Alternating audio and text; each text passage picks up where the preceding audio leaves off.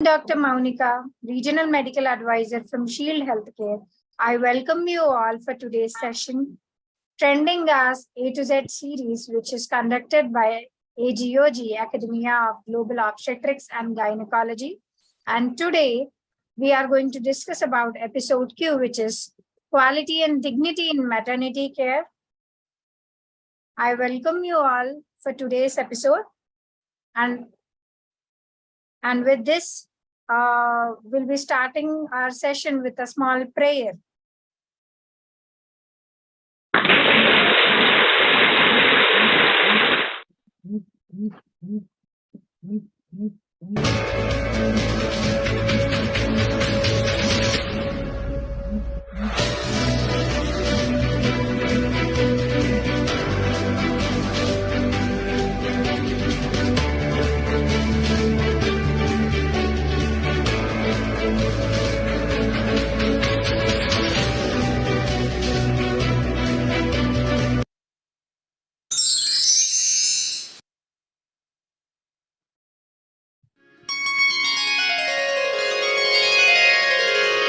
वक्रतुंड महाकाय सूर्यकोटि समप्रभ निर्विघ्नं कुरु मे देव सर्वकार्येषु सर्वदा।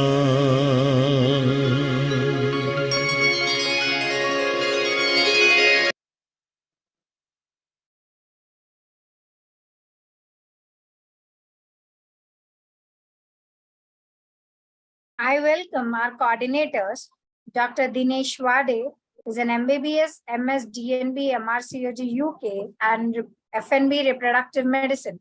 Is a consultant gynecologist and IVF specialist, mentor for MRCOG, infertility, high-risk obstetrics courses at Study Medic. And Dr. Hitendra Singh Rajput, MBBS, MS, OBGYN, and DNB, consultant obstetrician and gynecologist, Aurangabad. I welcome you both and I hand over the session to Dr. Dinesh sir. Thank you, Doctor, for a lovely introduction. So yes, myself, Dr. Dinesh, and I welcome all the wonderful ladies and gentlemen for this wonderful evening for the session on the Q series. As we know that we learn A, B, C, D to learn something new in our life, to develop and to gain more knowledge. And that's the reason in the field of obstetrics, the first time this alphabet has come up with the series of A, B, C, D. And today we are into the chapter of Q, Quality and Dignity in Maternal Care. Maternal care, it is one of the things that every obstetrician struggles from the day one of their residency. Each and every organization fights to get a good maternal care. Every mother dreams for the safe motherhood. And I'm very honored that the FOXY has done so many steps and evolved so ahead of the time with such a dignitaries that now we are approaching towards what exactly a good maternal care. And today this session is basically to sum up whatever we have done so far and what are our visions and aims with the help of our seniors. So let me to start this session by introducing one of the two magnificent personalities in my life to introduce our conveyor, Dr. Komal Chavan ma'am. She is the medical director of Chavan Maternity and Nursing and the DNB teachers and unit chair in B.N. Desai Hospital, honorary professor in Cooper Hospital. She was the FOXY medical disorder pregnancy chairperson and being very honored that the committee has won the best committee award and zonal coordinator for the FOXY. So there are the many more things about ma'ams to talk and everyone knows about madam very well. Talking about our co-convener, Dr. Niranjan Chavan sir, one of the efficient personality which illuminates the life of all the residents and make them aware about what exactly the obstetrics. So may I have the slides of Niranjan Chavan sir. So Niranjan sir is a unit head in the Cesarean hospital and yes, he is being a part of FOXY and yes, sir is the president of MOGS and Sir's magnificent area is like all are very well aware about Sir enthusiasm. He's a member of Oncology Committee, Joint Secretary of AFG. He has many more publications, 64 publication international and national. Also to be very honored that he's the editorial board of European Journal of Gynae and Oncology. So yes, under the guidance, yes, all the budding obstetricians going ahead. So I welcome both of you and let's handing over to Komal ma'am. Thank you so much, Dr. Dinesh, for the kind introduction. And I welcome you all for this Trending Ask the Expert series along with AGOG. And today's episode is Q, and Q stands for Quality and Dignity in Maternal Health. And when we talk about quality, we know that the health across India needs to be standardized, and we need to give quality care to our mothers. Maternal health is a reflection of the health of the entire nation. That is very, very important, that we obstetricians give them good health. We don't want to have any morbidity or any mortality, both maternal as well as neonatal. And dignity is very important.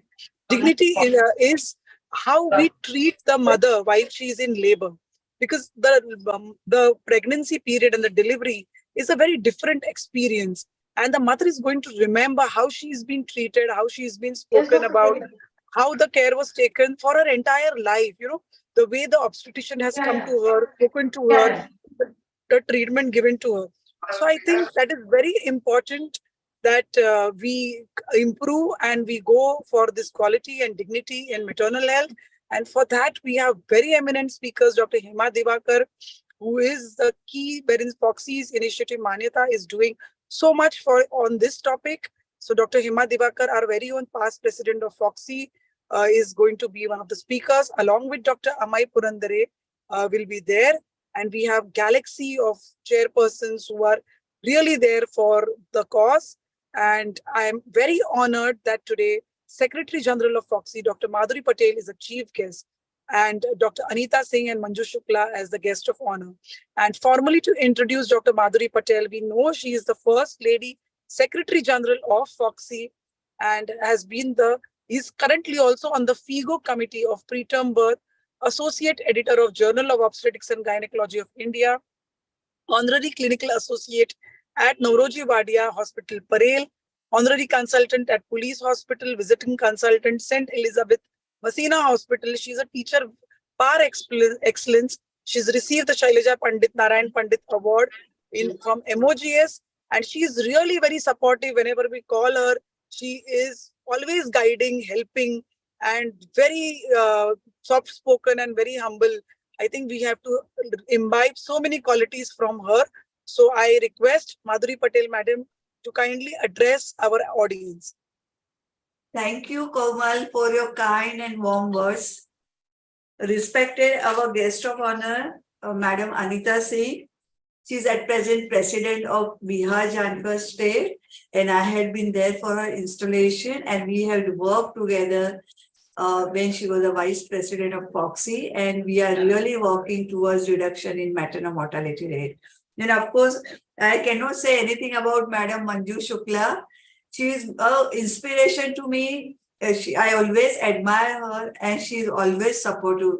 Whenever I go, wherever we go, we are so happy to see each other. And of course, she is another queen of Lucknow. I will definitely say that. Then we have of course, Komal as a convener and the speaker. She has really worked hard. I've seen her working hard during her, chairperson post as a medical disorder of, pregnancy. And really, it was a great year she had worked. Then, of course, Niranjan, I cannot say anything to him, but I must say that he's an MOGS president. He has done fantastic work. And now he is my joint treasurer. So whenever I said, Niranjan, you keep quiet, he will keep quiet, But as an MOGS president, I could not tell him anything, but he is very respectable and he's doing a great work. Then, of course, Dr. Hema Divakar, our past president of Foxy, and of course, she is the director, coordinator, whatever you say, when we started our Manyata program. And, now it has gone to a, very, very, long way, and we want to take it further. Maya and Rishikesh Pai are also, coordinator and co-coordinator, and we have involved now, almost 22 states, Amaya. And, there are more than 1,800, centers, facilities are, certified. The idea is that Foxy, we have so many facilities, private sector, because the 45% of the private sector, they deliver our ladies and, women, and, others are in the government. So whatever facilities are available from the government side, they are most of the time from the government sector. So these are the facilities which we have put in Manyata, which is a flagship program. It is really giving us a result, because we are not training only obstetrician, but we are also training the paramedical staff. And remember, these paramedical staffs are our backbone. So, as an obstetrician, I'll go and see the patient and when required. But in an emergency, these people are the ones who are going to tell us that this is the problem, please come down. And then we are going to manage. So it is very important. So our Manyata program of Foxy, we are doing fantastic. And secondly, we are also having many, donors, especially FIGO. And, FIGO, we have done a PPH program, and they are concentrating more on our state like UP, Bihar and all, where the maternal mortality rate is high. And so most common cause is postpartum hemorrhage.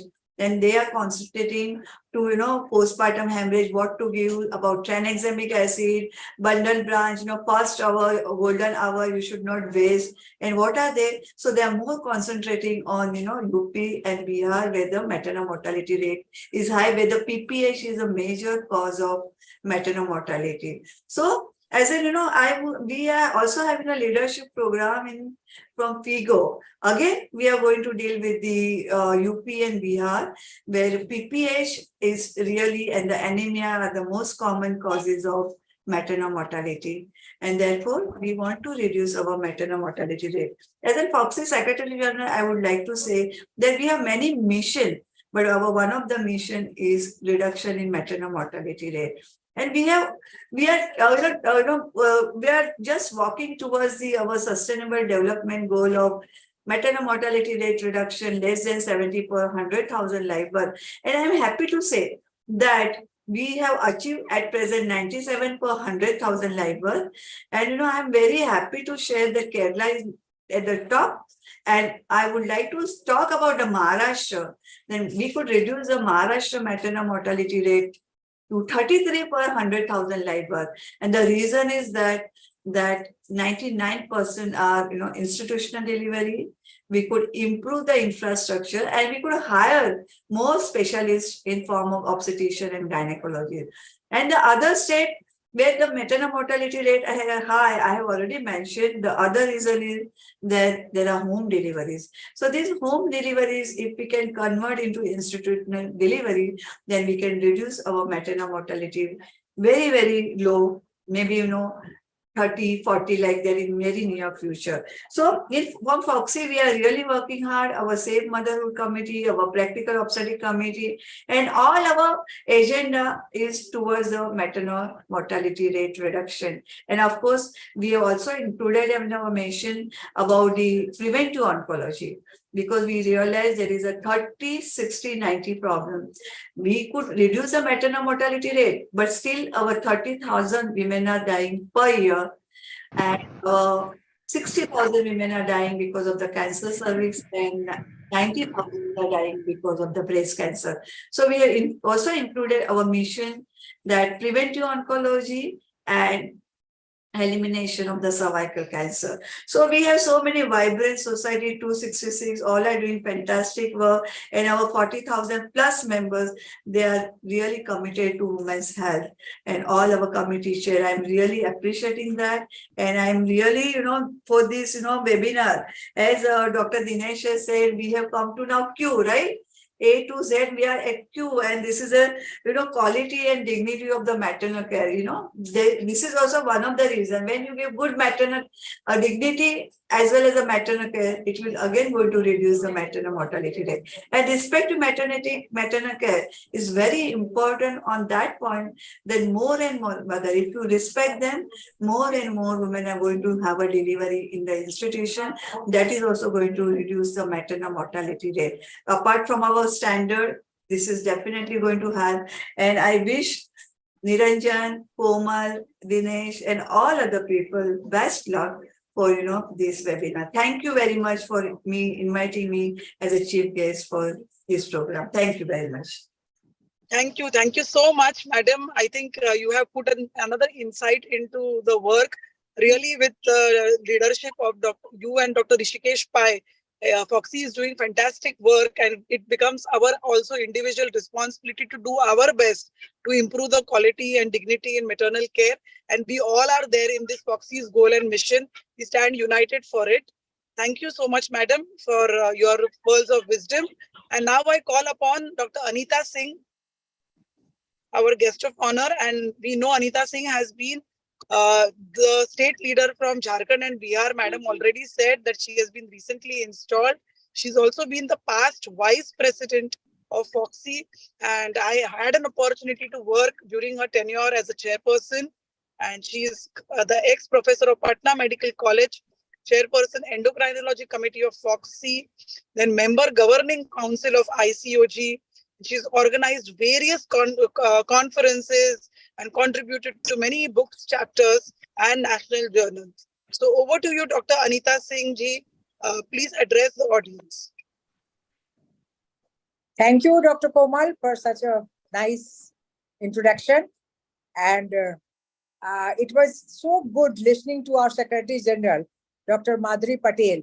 She is so much concerned about the women's health care in our country.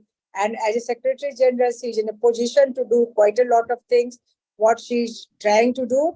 And I hope that in the leadership of Foxy, we'll be able to reach the SDG goal even before that. And our lamppost doesn't seem to be very far away now. And so far as today's CME is concerned, I wish to congratulate at the beginning itself, Niranjan and Komal. They are working hard towards this series of CMEs. And both of them I know personally, and I'm quite friendly to Dr. Niranjan. I know how much he's sincere towards his responsibilities and duties, whatever is bestowed upon him. And regarding the other guest of honor, Dr. Manju Shukla, I welcome you, madam, the evergreen star of Foxy. You are always there smiling and taking participation in most of the activities of Foxy. Regarding the topic today, it has been talked quite a lot now. And this quality care is actually the word which has been coined very well, because we are all giving, from medical point of view, a good care to the antenatal and internatal patients. But so far as we should be very careful towards the quality, what sort of quality, not only regarding the academics, but also regarding the behavior. What sort of respectful maternity care is being taken up at any institution. We should be very careful about it. And it is the duty of the chief to be careful about this all the time, so that there are no lapses in the management of the patient. So today's topics have been chosen very well. And regarding the speakers, we have got the star speaker, Dr. Hema Divakar, with us. She is going to talk about a lot about the Manyata, and we have all got registered our institutions under Manyata. And whoever has gone through it knows how effective and necessary it is to have all the, even the smaller maternity centers, get registered under Manyata and get a certification from Manyata, which is so helpful in improving the standards of obstetric care. So and the other two speakers, Dr. Ameya and Dr. Komal, they are very good orators, I know, and they have been given a very important topics for today's CME. And I wish they are going to do justice to the topic. And I also wish good luck to this CME and a great success, and keep on, Komal. Keep on doing all these programs in the future also, you and Niranjan. Thank you very much for calling me as a guest of honor for this program. Thank you. Thank you. Thank you so much, madam. It was such lovely words from you. Are so inspiring always. Thank you. Thank you for gracing the occasion with your esteemed presence. And now I call upon our another guest of honor, Dr. Manju Shukla ji. Dr. Manju Shukla, I think rightly said by Anita Singh, madam, she's an evergreen, and today she is in green. So she's always so charming and so nice. You know, I think she is the most loved person from Lucknow. So she's a retired professor at KGMU Medical College, Lucknow, president of UPCOG, president of Lucknow OBGYN Society, chief editor of Journal of UPCOG, and she has been master trainer for so many maternal issues like contraception, EMOC, maternal health, you know, quality awareness, national assessor in quality Lakshya projects. So I think this all is her forte, and I think she does it so effortlessly with a very, very nice smile, ever smiling, ever loving, and always so encouraging. So over to you, Dr. Manju Shukla, madam. आप आए programme में चार चांद आई और बाहर आ गए madam. Over to you. Thank you, Komal, for such a nice word. So, baapre, I can never think of Queen of Lucknow and all. but nice introduction. Thank you very much for inviting me as guest of honor. I am very proud. I am feeling very proud that you have invited me. And the quality is my passion. You know, I am quality assessor and I am assessing all labor rooms in all over India. Government hospital, labor room, OT and everything to provide quality care to mother and baby.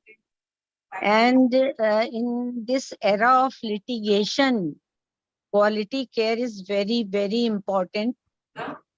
And lot has been taught by Manyata, Dr. Hema Divakar.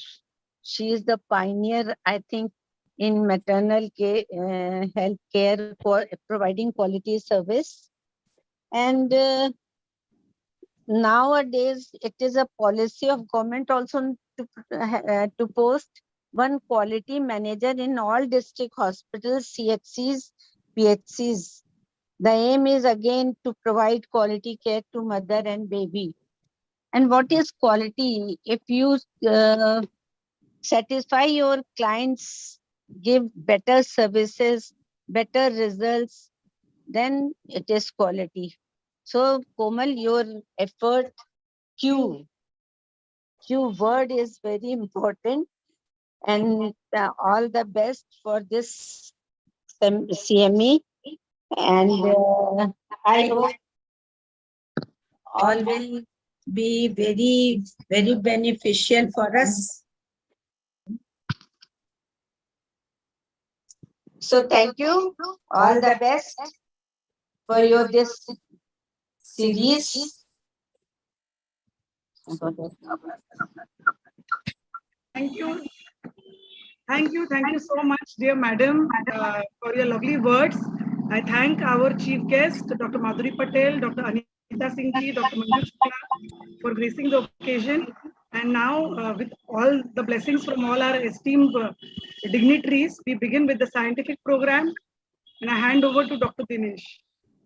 Yeah, thank you, ma'am. I'm so overwhelmed to hear from Madhuri ma'am, Manju ma'am, Anita ma'am. And I must say that why I used to think that why my sir and ma'am is so excellent, because they've been trained and they've been guided by such excellent personality. I must say that you all three ladies are the wonderful example of knowledge, beauty, and courage.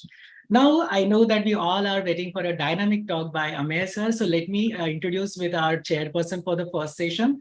So we have a first chairperson, Dr. Mala Srivastava ma'am. She is the head of Gynae Oncology Unit, senior consultant professor at Gangaram Institute of Hospital, vice president-elect for ISOPOP 2023, past president of AOGD 2021 to 2021. She has been awarded with APJ Abdul Kalam Excellence Award, Subhash Mukhopadhyay Women's Health Icon Award 2021, awardee of the Women Medical and Professional Award by Ayushman Bharat, and also the Hall of Fame recognizing the Stalwart Circle of Excellence awardee by ISOPOP 2021. And also she is a zonal chairperson of ISOPOP. So I welcome you, ma'am, for the session.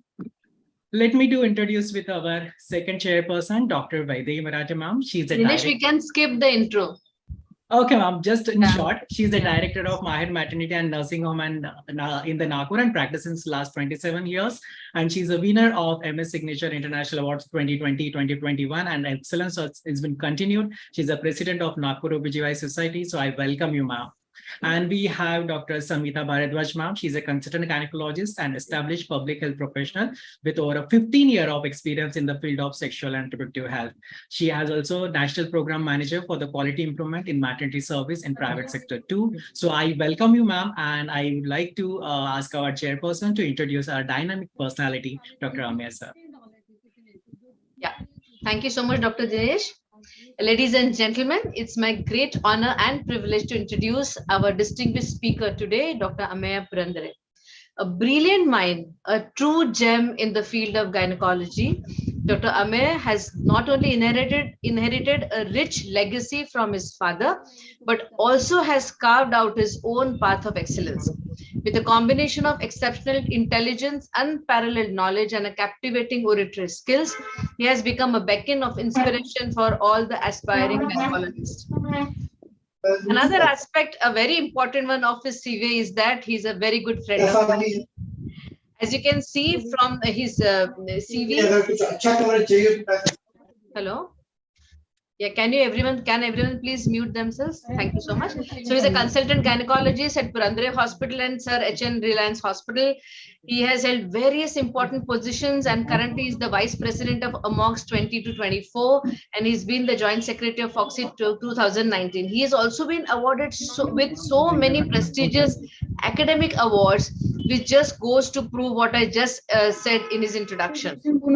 So, ladies and gentlemen, be prepared to be captivated by his insights and enlightened by his wisdom as he shares his experience with us on a very sensitive and a very important topic today. Dr. Ameya, the floor is all yours. Thank you, Vaidehi. I hope I am audible. Yes, you are. Yeah. So, first of all, thank you so much, Dr. Komal and Dr. Niranjan, for insisting that I speak in this very important topic, which is passion for me, because I am a very integral part of the Manyata program.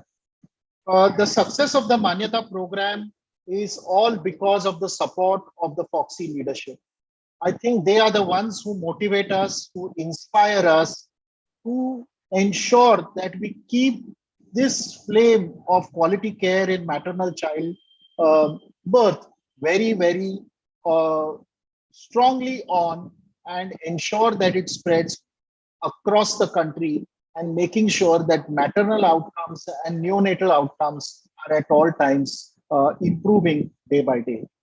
Special mention here of Dr. Rishikesh Pai, Chief Administrator of the Manyata Initiative, Dr. Hema Divakar, the National Convener, and Dr. Madhuri Patel, the Honorary Secretary General of Foxy. All these three ensure that we at Manyata are always on our toes and ensure that the greater good of the women's health in India is moving to already in the bright future, but even more brighter future. Komal, thank you for asking me to speak on respectful maternal care. And Vaidehi, thank you for introducing me with those warm words. I think the biggest part or the most important part of the CV was that you consider me as one of your close friends. Singh Madam and Manju Shukla Madam, thank you so much for joining us this afternoon and encouraging us as I speak on respectful maternal care. Can I share my screen, please? Thank you. Yes, sir. Yeah.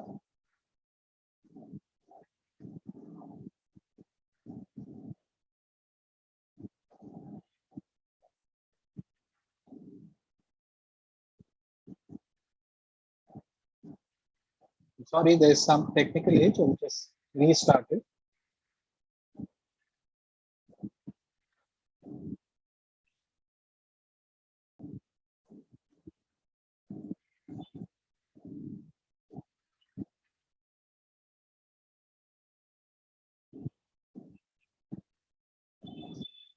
Now, hope you can see my slides. Yes, sir. Yeah, thank you. So respectful maternal care is every woman's birthing right.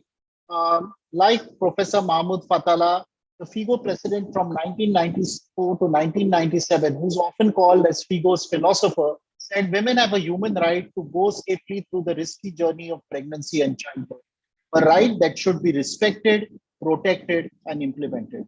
I think this is the entire crux of what respectful maternal care is in the present time and also in the future.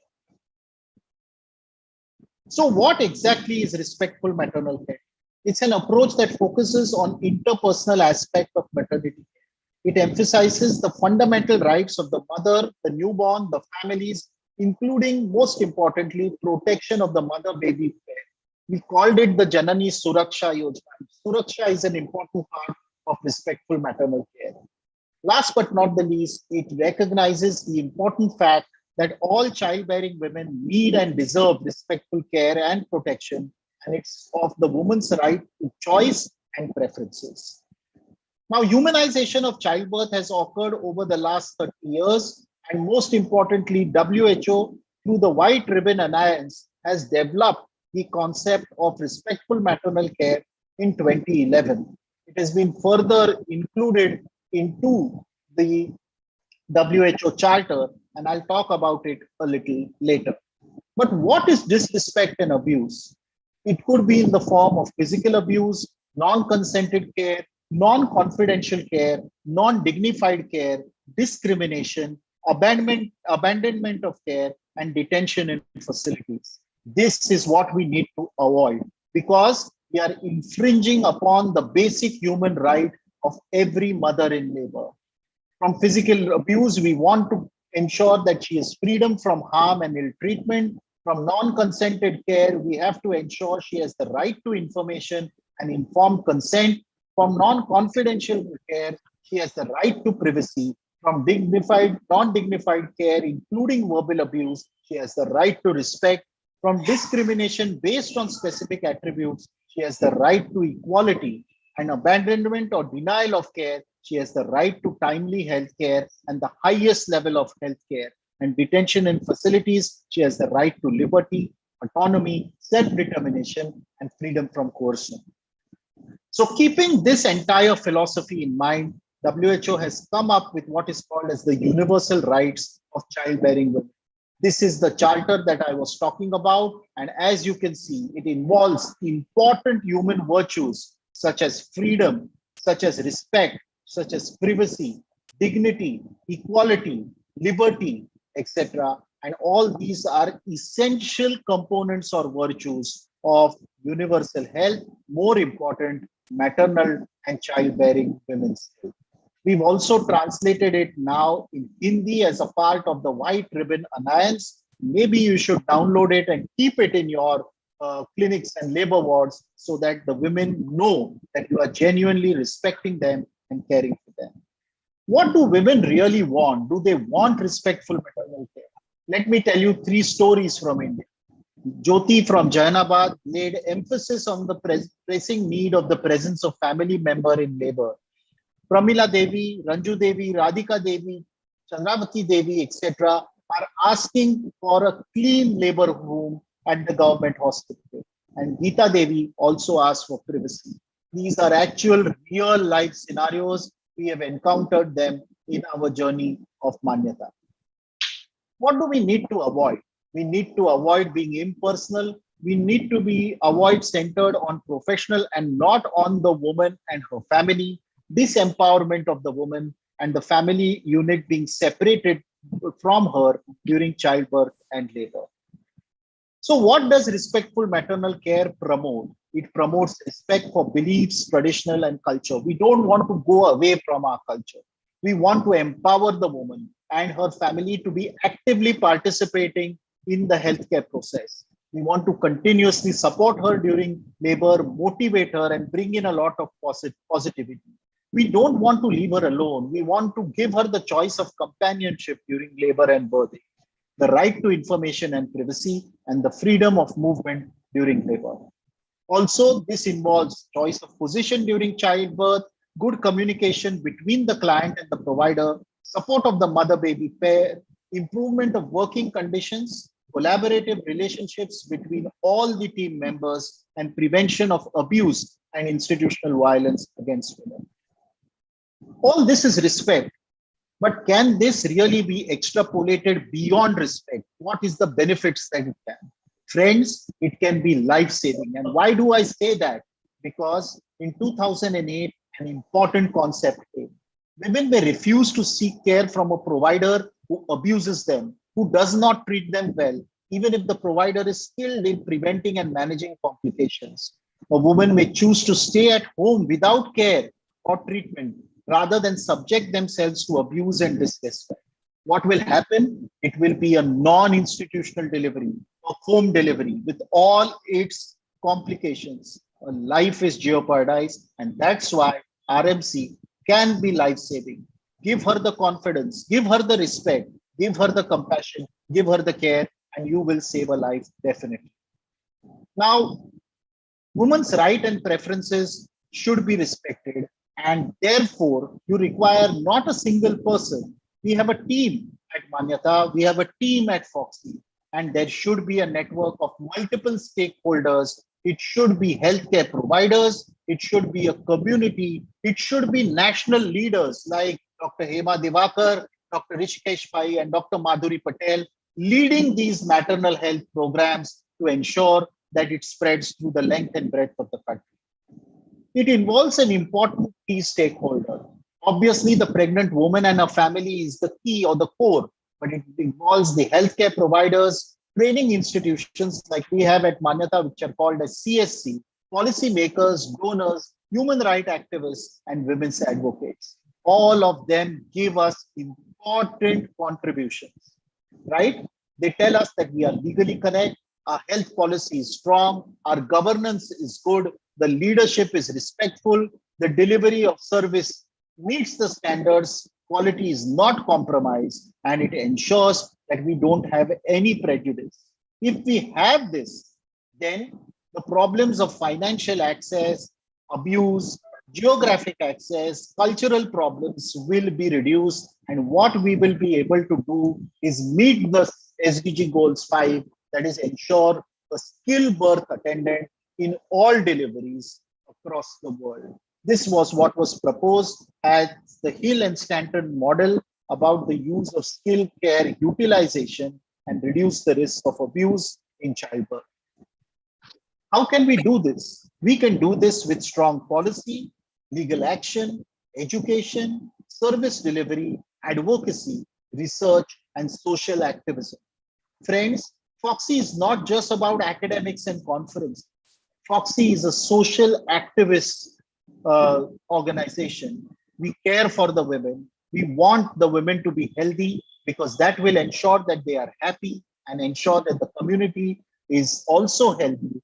There is a wellness in the community which will translate into the growth and development of our country. Let's move on to understand what happened in Tanzania in about 3,000 women who participated in a discrete choice experiment. And we looked at the greatest predictor of health facility preference was kind treatment by the doctor. The attributes and the levels for discrete choice experiment were multiple: medical equipment, doctor's medical knowledge, doctor's attitude, facilities cleanliness, privacy, and cost. They didn't put cost at priority. What they put at priority was the attitude of the doctor, the kind treatment by the doctor. It's not just treatment, the doctor treats me kindly was the most important variable. There has been a medicalization of maternal and newborn care, how much ever we try to deny it. But what is the actual truth? There is a hype about this, but let us see what is the truth about it. What is medicalization of healthcare? The routine use of practices during labor and childbirth that are not evidence-based, that are unnecessary, that do not improve the health outcomes for the mother or baby and may in fact do harm, shift power from woman to provider, and encourage technology or interventions without proven benefit. What are the symbols of this? You treated the body as a machine, you therefore separate the body and the mind, and pregnancy is a medical condition, a pathology, a disease that needs to be controlled. I think this is absolute rubbish. It should never come into a woman's healthcare provider's mind, especially one who is associated with childbirth, because you know that positivity is a key to success in childbirth, successful childbirth or satisfying child. So if it is centered on the professional and there is disempowerment of the woman, that also are simple symbols of medicalized maternal and newborn care. Friends, let us look into ourselves. Let us take a few minutes to think about the following questions. What drives medicalized maternal and newborn care in your practice or place of work? Consider the origins of the practice. Do you really know whether it is evidence-based? Well, what drives it? Maybe medico-legal pressures, profit, non-evidence beliefs within the community, convenience, perception and illusion of safety, fear, the desire to control birth and reduce risk, and the desire to use technology. Does it really matter? Why does it matter? It matters because costs can be higher, can reduce the access to interventions for those who really need them, can lead to poorer health outcome, does not involve the woman fully in decision making. And this results in her discomfort, more importantly, disempowerment, which leads to disrespectful care. And last but not the least, like the BMG has said, evidence suggests that higher rates of normal births are linked to provider beliefs about birth, implementation of evidence-based practice, and teamwork. I think all of us have realized this in our practice. These three principles are most important. This is a woman who is all alone without a companion in labor. She is a symbol of medicalized model. This is a woman where the family is separated during childbirth and delivery. And this is the companion waiting outside the hospital and not where he needs to be with his wife or his partner when she is going through the process, the risky process of labor, where all he needs to do is be there with her, support her, and ensure that they are in it together. What are the practices that may, in fact, be life-saving? You know that induction and augmentation, cesarean section, episiotomy, restricting food and electronic fetal monitoring, and routine nasal suctioning. Friends, are these safer or they are life-saving or harmful? Let me present the evidence. Some of the medicalized practices that are actually harmful are restricting ambulation and different positions during labor and the choice of birth position, lack of companion, overuse of anesthesia and analgesia, administration of oxytocin at any time before delivery in such a way that it cannot be controlled, restricting food and fluids, separation of the mother and baby, early cord clamping, and routine episiotomy. Let me give you evidence about each of them. Labor induction has been associated with more maternal interventions, increased PPH, longer length of stay, and high rates of fetal distress on tracing and the need for neonatal resuscitation. Therefore, every labor induction has to be justified. The risk and benefits should be thought of to ensure that labor induction is usually successful and is safe for the patient. There is a big debate about unnecessary cesarean section. The WHO puts its standard at about 10 to 15%, and the standards vary from country to country, from resource to resource. Why is it so? Because the indications are maybe subjective and non-clinical, but they have been found out that the rate of cesarean delivery was positively associated with postpartum antibiotic treatment, severe maternal morbidity and mortality, increase in fetal mortality rate, increase in babies into NICU, and preterm delivery also, and neonatal mortality both rose at rates of cesarean between 10 to 25%. So therefore, are there strategies to reduce unnecessary cesarean? It's simple. Every cesarean that we ensure, and Foxy is doing a lot for this, is indicated, classified as per the Robson's criteria, and audited from time to time. Episiotomy. Friends, we are moving on from the practice of routine episiotomy to restrictive episiotomy. Restrictive episiotomy, as per this study and the summary from Cochrane, showed that women experience less trauma on the perineum, less posterior perineal trauma, less suturing, less healing complications, no difference in the long-term problems of dyspareunia, urinary incontinence, and overall the women experience more anterior perineal damage with restrictive episiotomy than posterior damage. Hence, episiotomies can reduce maternal and neonatal morbidity if they are restricted to evidence-based indications. An important statement from WHO way back in 2006. Associated morbidity is including perineal tears, pain, and dyspareunia. Restricting food and fluids in labor. Do we really look at it? We need to look at it. There is an unproven fear of aspiration if oral intake is allowed.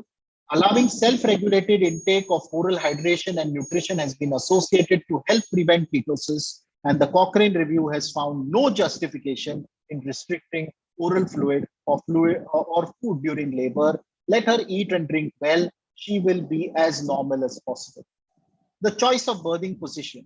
Gravity is our greatest aid as an obstetrician while giving uh, uh, during the process of childbirth. But we make women lie down on their backs, and therefore the choice of position and labor encourages a woman's sense of control and reduces her need for analgesia. Women who had squatting positions are assumed to have fewer injuries, less vulval edema, less blood loss, while women with non-supine positions at shorter second stage required less pain and had fewer abnormal fetal heart rate patterns. Unnecessary electronic fetal monitoring is something controversial. With technology comes maintenance and cost. More importantly, comes training and interpretation. And the ACOG first noted it with a high variability between observers. There is lack of proven benefit with continuous, and therefore intermittent may be the gold standard, especially in our resources and definitely in low risk pregnancy. Because if the woman is continuously being on an EFM, she has restricted ambulation and positions are also restricted. But let's look at this. Is it really unnecessary? When they compared it directly, they found that continuous versus intermittent auscultation is associated with increased rates of operative deliveries, reduction in neonatal seizures, and no reduction in neonatal death. Analgesia should also be appropriately used because excessive analgesia can lead to longer first stage, longer second stage, and also a greater need for vaginal delivery and surprisingly even fetal distress.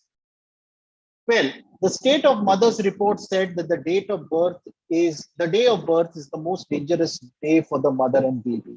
And they said this because they said if the mother and baby are kept away, we lead to a dissociation at the very time of birth. We don't ensure this, we don't endorse this, and we don't allow this because we want to promote warming, the skin to skin care, the kangaroo concept, so that even breastfeeding is as early and as exclusive, and the mother has to be counseled about it. Nasal suctioning, 41 articles have shows no benefit. In fact, it's associated with apnea, abnormalities in heart rate, and abnormalities in saturation. Don't do it routinely because it can cause more harm than good. Delayed cord clamping should be done. Think about these three things: say, God, thank you, and then wait for those 1 to 3 minutes, and then you clamp the cord, because late cord clamping has more benefits for the baby: less anemia, less IVH, less enterocolitis, less sepsis, less blood transfusions needed. Especially in premature infants, it is associated with less transfusions and less complications, also with respect to jaundice. Can we reverse the trend? What we need to ensure is that we have an excellent partnership in care. It should be women-centric, empowering, and supportive. Don't compromise on evidence. Don't compromise on quality. Ensure that every woman is treated equally and equitably.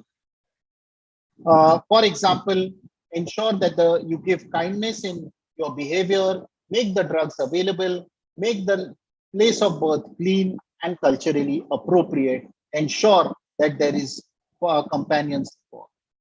What about the midwives? In these outcomes that were shown, if it was a midwife-led continuity, it is shown to experience less problems in the group, and they are more likely to experience more problems if they don't have midwives. So we must work with midwives, not separately, but jointly. What should be the tips and for the providers? Wait and see, get her off the bed, justify your intervention, listen to her, be a role model, be positive, and promote skin to skin contact. The birth companion is absolutely essential. He improves birth outcomes and the overall birthing experience. Continuous empathetic and physical support is associated with shorter labor, less medication, and fewer operative problems. But as a doctor, we have certain important roles. Take the responsibility for your own decision. provide care that is evidence-based and shown to be beneficial, first do no harm, record and report, communicate, be the woman's advocate, and explore opportunities for collaborative working and team building. That's what Manyata is all about, to improve respectful maternal care.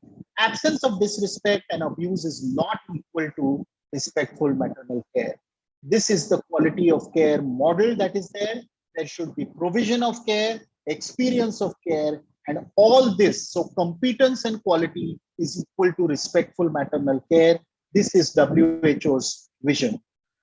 The most important standards that WHO mentioned in 2016 are communication, respect, support, and competency.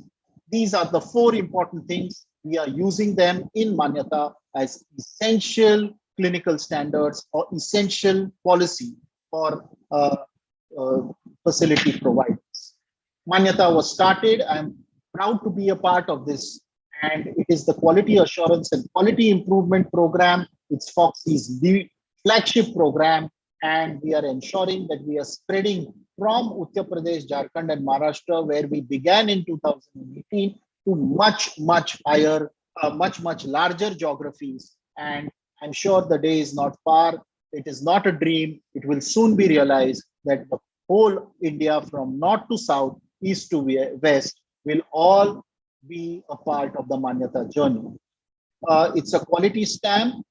We began with Uttar Pradesh, Jharkhand, and Maharashtra. We have a lot of partners like MSD, Japaico. Initially, we had MacArthur also, but it's Foxy which is driving it. It's Foxy which is training everybody, which is setting the scene. And then we have an effective certification mechanism. We now have even a very effective virtual certification.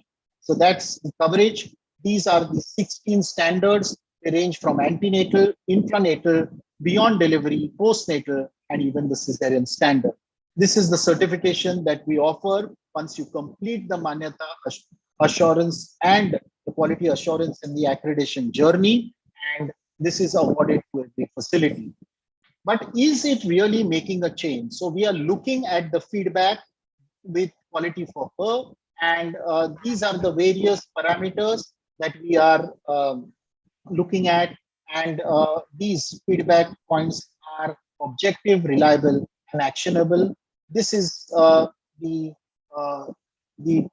snapshot of how we are looking at the feedback program, how it is making a difference in maternal and neonatal outcomes. This is how we assess. Some of the common things are skin to skin, breastfeeding, and family planning. And this is the test before Manyata was there. And the second group is when after Manyata was launched, post-registration, and you will see that there is a market improvement.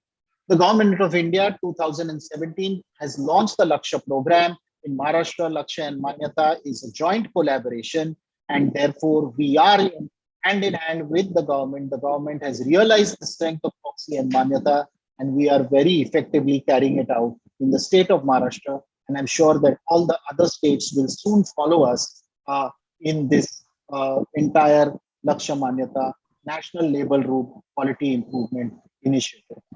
So friends, the key messages are: we need to include advocacy at all levels, have important networks, involve the community and media. Where data is absent, conduct studies on women's preferences and choices, ensure political commitment at every level, national, district, and local, for helping us to put the policies in place. Professionals and communities should collaborate.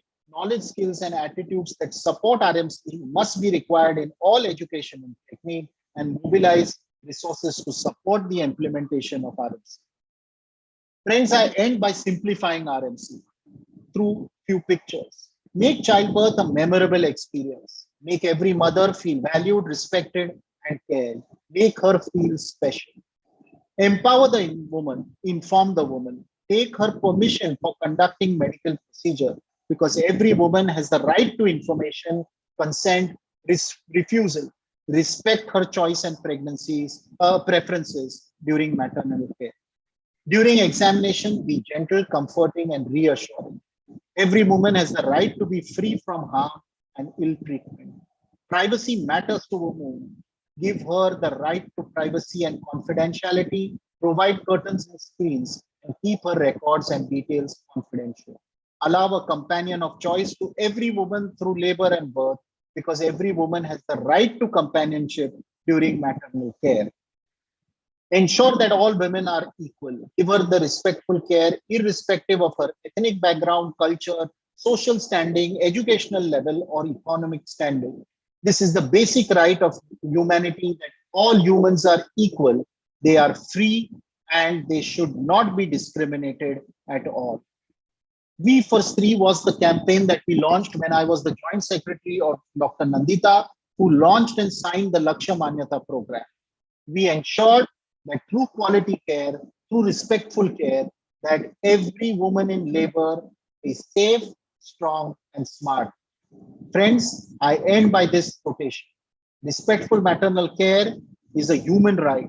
Respectful maternity care is a necessity, is necessary. It is achievable, and it is every Foxian's responsibility. Thank you so much.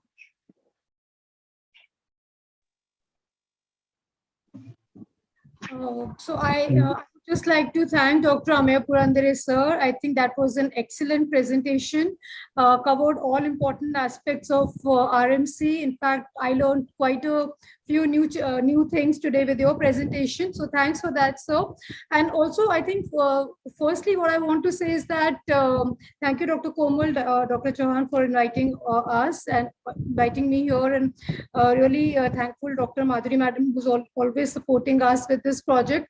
But and Dr. Hema Diwakar Madam, you joined at the right time.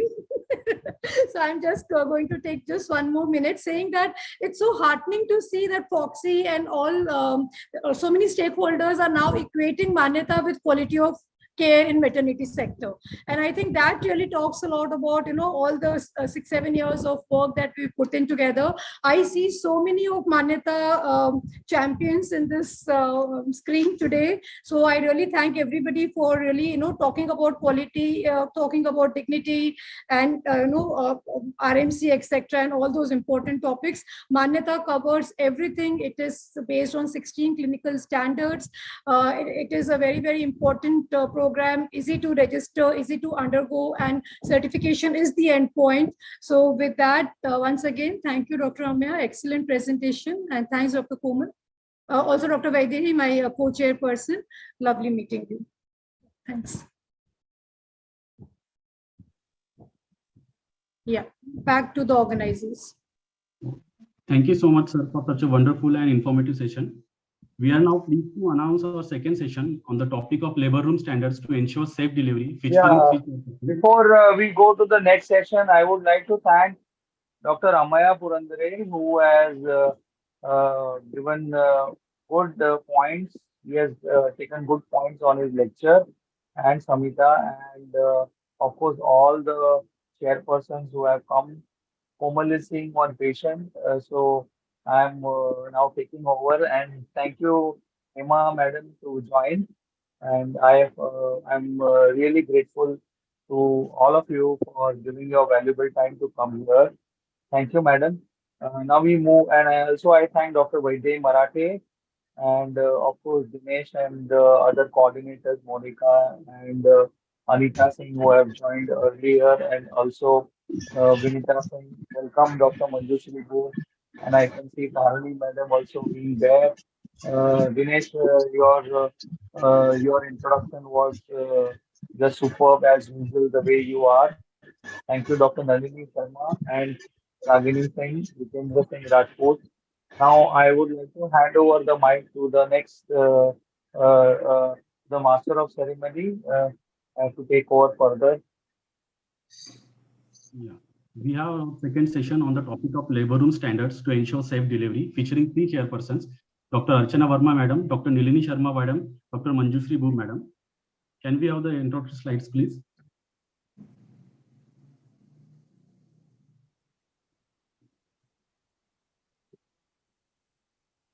Yes, sir, it was displayed. I'm not able to see.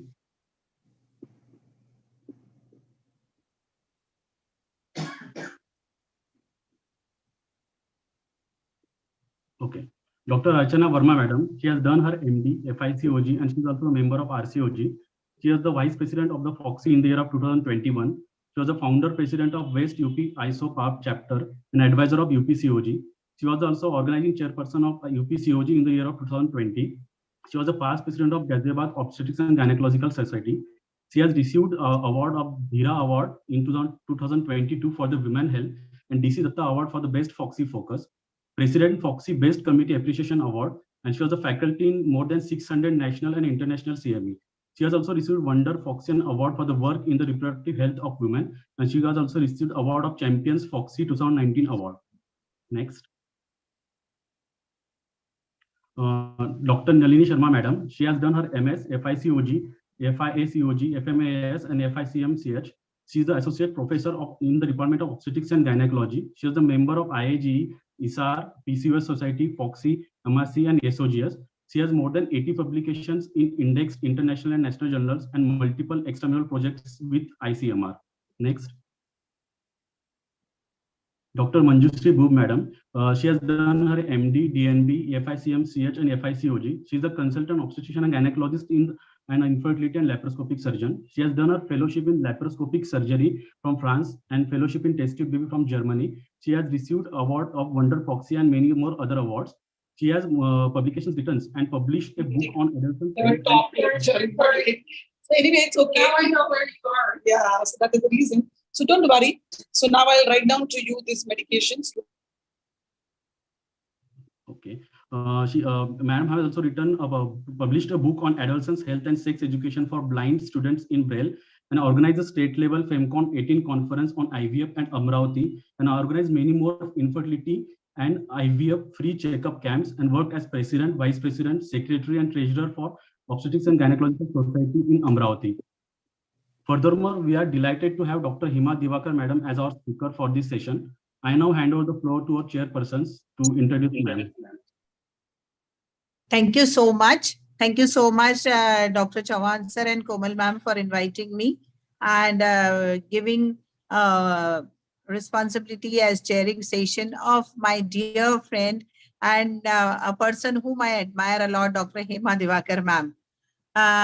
Speaking about her, she is a medical director of Divakar Specialty Hospital, senior consultant OBGYN, CEO and chairperson, Asia Research and Training Institute of Skill Worker, Dean, Karnataka College of OBGYN, and Vice President, Karnataka AHPI, Chair of Well Women Healthcare, FIGO, President, DIPSI, ex-Vice Chair for FIGO, PNCD Committee, past President of FOXY 2013, and advocate for delivering quality healthcare, convener Manyata, and I know Manyata is synonym to Hema Divakar ma'am, and everyone of India and FOXY will know Manyata and Hema Divakar ma'am together. An opinion leader and influencer for social and legal issues relating for women health, received FIGO Women Achiever Award 2015, received Global Asian of the Year 2018, received CME Excellent Award for Artist, Next Brands Award for Artist for her, received CSR Time Award, CSR Impact Award for Divakar Service Trust. So herewith I present to be very smiling, ever helping international figure from our India, and who is a faculty and who is a phenomenal work in the field of not only OBGYN, but also in her social fields also. So ma'am, floor is yours, and we all are waiting to hear you, ma'am. Namaskar. Welcome, Thank you dear very ma'am. much. Manjuri, you've been really very, very kind. And I was like not knowing where to look when you were saying so many good things about No, me. ma'am. So thank you so much for your We love. adore I can you. see. We adore you. Seriously. Nalini, Tarini, Vinita, Ragini, and all my very, very dear friends and champions who are here on the screen.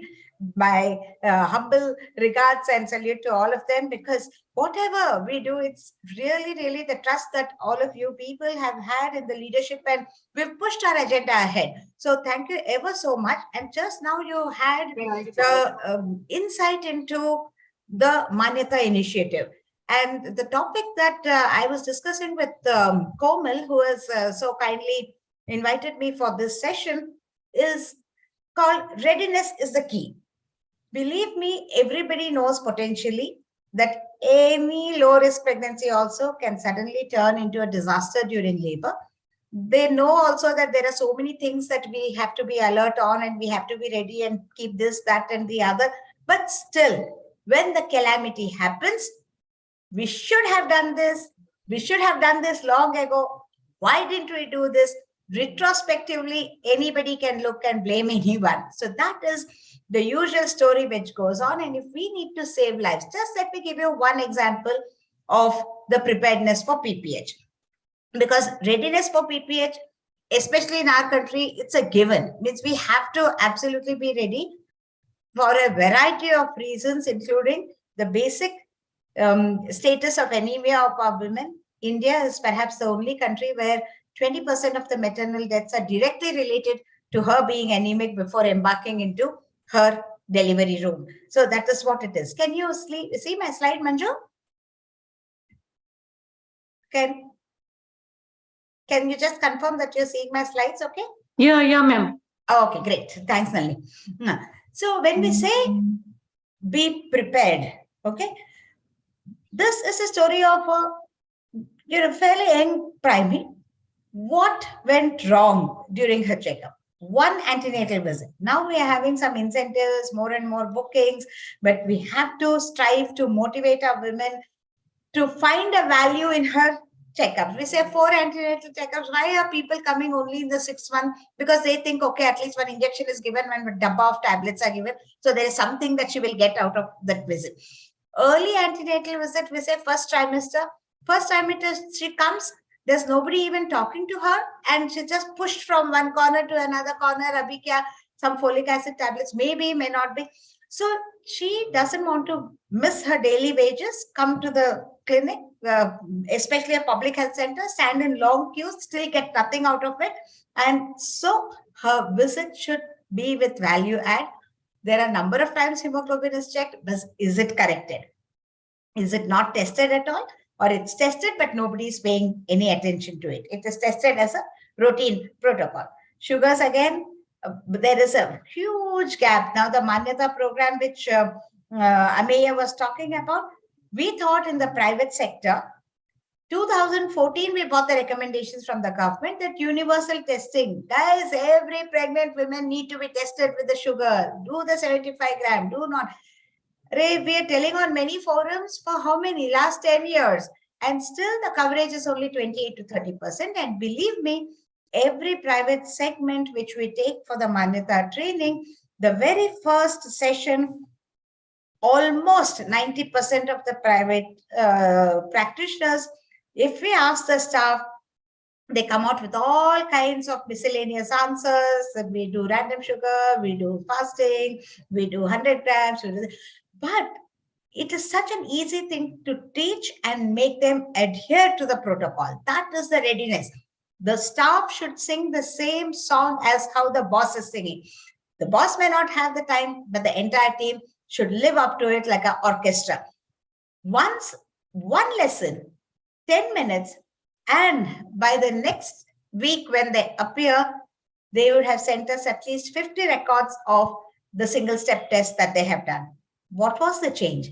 This was readiness and the mindset and the attitude to do what needs to be done. This patient had polyamnios. The staff was unaware of active management of third stage of labor. Within 1 minute, they had to give something. They didn't. So who needs to be ready? It's the women and her families.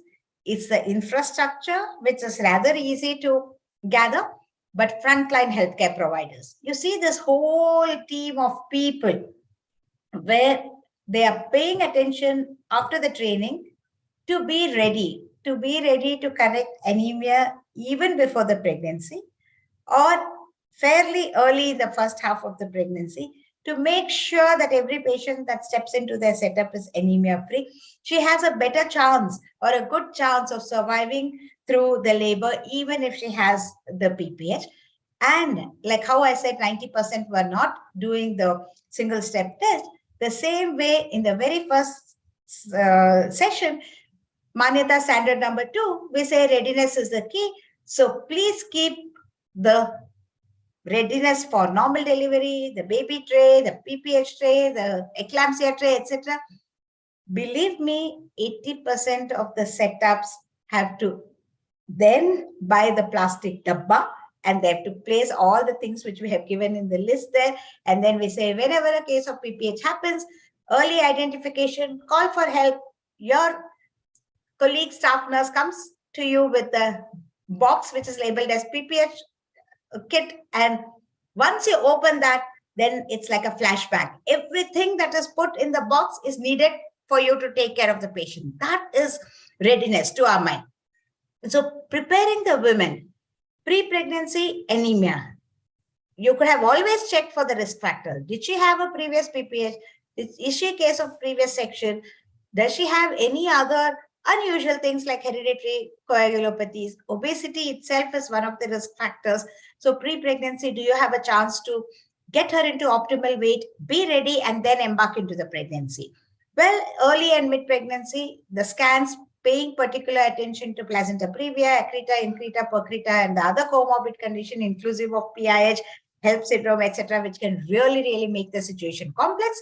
Then closer to term, again, whether it's a multiple gestation, more prone to overdistension, or it's GDM with a large baby with polyhydramnios, or the placental position is such that you're anticipating problem, you are paying attention at every stage. You're preparing your mind about what to be ready with, how to alert the women and her family, and at delivery, the blood products to be ready, and patients and the relatives made aware, decide the place of delivery, counsel the family, etc., etc. So indeed, again, I emphasize, there is an opportunity for us to be ready, and readiness is indeed the key. So what did our organization want to do by establishing a skill health academy? They all know, but they don't do. The gap between knowing and doing is the problem. Why they don't do what they know? That's because small gaps in their understanding. Little bit capacity and confidence has to be built. And the boss also has to trust them, give them enough practices with the skill drills, and each time make them speak, make them do, make them speak, and make them do again and again and again. The gap between ideas and just the jotting down in the classroom should go, and the actual on-job skill, job ready and skilled, is what we want to create. So the vision is to skill India, and especially in the maternal and child healthcare. We say very proudly we have 40,000 gynecologists. Fine. Then we say we have 30 million deliveries in our country in 1 year. 40,000 gynecologists looks like a large number, but not enough to take care of 30 million deliveries happening in our country. So what we need, at least 1 million skilled healthcare providers who are ready to give care in the antenatal, interpartum, and postpartum care, as Ameya just mentioned. So the FIGO's masterclass, understanding the less understood, was and really in the low middle income countries, we have less understood the potential for us to be ready, train our staff, and train all the team members to seamlessly deliver the care, standardized care, adhering to the protocols. And how can we reach the nooks and corners? You'll see that from the physical on-site skill training, this entire thing is transferred on the digital platform, any nook and corner. The only difficulty we are finding is in the language. So we have master trainers in various languages. There's a Kannada batch, a Tamil batch, a Odia batch, as we just started yesterday. The Assamese, the Hindi, Marathi, and Tamil are, of course, there. So the staff needs to be addressed in their own language, and we have to collaborate to build the capacity for making childbirth safer. We're today working in many states, pan-India, and Foxy has been of a tremendous support. At the same breath, I must say, all our champions within Foxy have stood in the front line to train the frontline providers. So this is an old slide, 4 lakh, 14 lakhs, 40 lakh women have been reached. And again, practice, and practice. Readiness, recognition, response, and reporting. when we saw less than 50% of the hospitals had massive hemorrhage protocols, they were not performing the risk assessment and the drills, they were not used to measuring the blood loss, even these basic presumptions that they may be doing this, even big institutes, it's really a gap. And once we train them, you would see the percentage of adherence anywhere from 99 to 100, because it is simple to do. They may be having one or two gaps in their understanding, plug that gap, and you will see that it's a low-hanging fruit. Everybody can learn because that's what they have been trained to do, but they're not doing it. So that was the kind of gap that we are very seriously and sincerely trying to build. So the feedback that we got, Ameya spoke about feedback from the patients, but we are speaking about the feedback from the heads of the institute and the staff nurses themselves.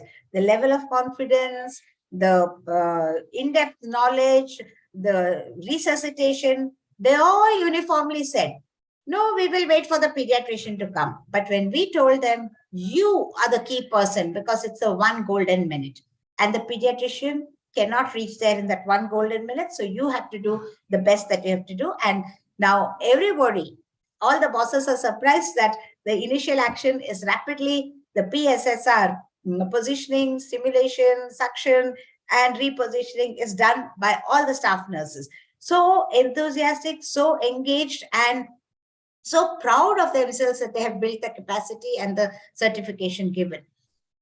To assess and do an audit what impact it has had. So we just recently as January 2023, in the Clinical Case Report International Journal from our organization, wrote out a paper strengthening the quality of care for safe delivery through capacity building of frontline healthcare providers. The three main things that we assessed was the single-step testing, anemia check, and respectful care during the antenatal, the PPH management and active management of third stage, the pre-eclampsia, eclampsia knowledge, and institution of the magnesium sulfate dosage. I can vouch for the fact that all our Manyata trained staff nurses in their dream also, they will tell you the exact dose of magnesium sulfate loading and maintenance which needs to be given. And partogram, which was a big gap, they have now recognized that the progress can be monitored and they can inform their bosses, no, this patient is likely to deliver very quickly, or no, this patient is really badly stuck. So all of these changes. So the pre and post testing, when we ask them glucose test, should we have to do for all women? And can we do it non-fasting? Should we do active management for all cases? Is diazepam the choice for eclampsia management? Plotting of the partogram, should it be started at 4 centimeter or before, or what? So when we just took this sample of the pre-testing, we recognized the gaps which were there. We wanted to keep them ready, and we did train them through the digital platform, very simple manner. And Bihar, Tamil Nadu, Punjab, Maharashtra, the statistics are here. The change in performing the single step test rose from 16% to 89.4%. And in the state of Maharashtra, with all the 4 states we've analyzed similarly, the understanding that use of diazepam was not the first choice for eclampsia treatment was only 37%, but it rose to 88.5% after the training. So magnesium sulfate underutilized, not widely adopted. They want to just pack the patient and send them to the next institute. Instead of that, now, even though they cannot handle there, now most of the cases are handled in their own setup. Even though they cannot handle, they will give the magnesium sulfate dose and then send them further. Performance of active management of third stage. It really doubled in all the 4 states. This is such a simple thing to do. Just give me a moment. Yeah. So it doubled in the 4 states because this is such a crucial step, which is a life-saving step. So readiness with the oxytocin bought from the refrigerator and kept in the labor on the labor table just at the time of full dilatation. And the boss is saying, oh, this one was working with me last 15 years and she's never done it before. And it's just a question of a small tweaking of her understanding that this needs to be given within 1 minute after the anterior shoulder or the childbirth made a sea of difference. Partogram plotting, it's 100% in Tamil Nadu, but everywhere else you will see it escalating more than threefold of what they were doing before. So upskilling of the healthcare staff definitely brings about the improved maternal outcome, and all the 4 standards on an average, whether it was in Bihar or Punjab or Tamil Nadu or Maharashtra, you see it scaling up into much higher level, and it really has become a game changer. Then we said that individual nurses, this is a group, and many times when we take the test, first 2-3 people who are very bold, very courageous, want to open their mouth all the time, don't even give a chance to the others to speak anything. So how can we be sure that everybody in the team has learned well? That was one concern. The second one was that when these individual nurses leave the setup and go elsewhere, what is it that they have in their hand? Because the hospital gets the certificate like a Manyata certified center, but the individual nurses, now we have tied up with the Health Sector Skill Council, and they have to appear for an online theory exam. 70 out of 100 should be the marks that they would score.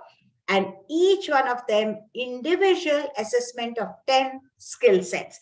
With that, you will see that 100% of our nurses have passed. And just look at the scores here. This is a Tamil Nadu data. 100 on 100, 90 on 100, 100, 100, 100, 71. It's 80, 94. That means it's not, they know half and half. First of all, the pass is 70 on 100 is the minimum they must score. But all of them have reached such a level of excellence. We are really proud of them. And they get their individual certification, which gives them extra incentives when they go anywhere else, to any other setup, any geography, any corporate hospital. They know that if she is a Manyata trained nurse with this certificate, she will know basic these 16 standards to do it well. And the e-health programs have really escalated enormously to help us reach the last mile. Readiness to tackle the patient in her own home.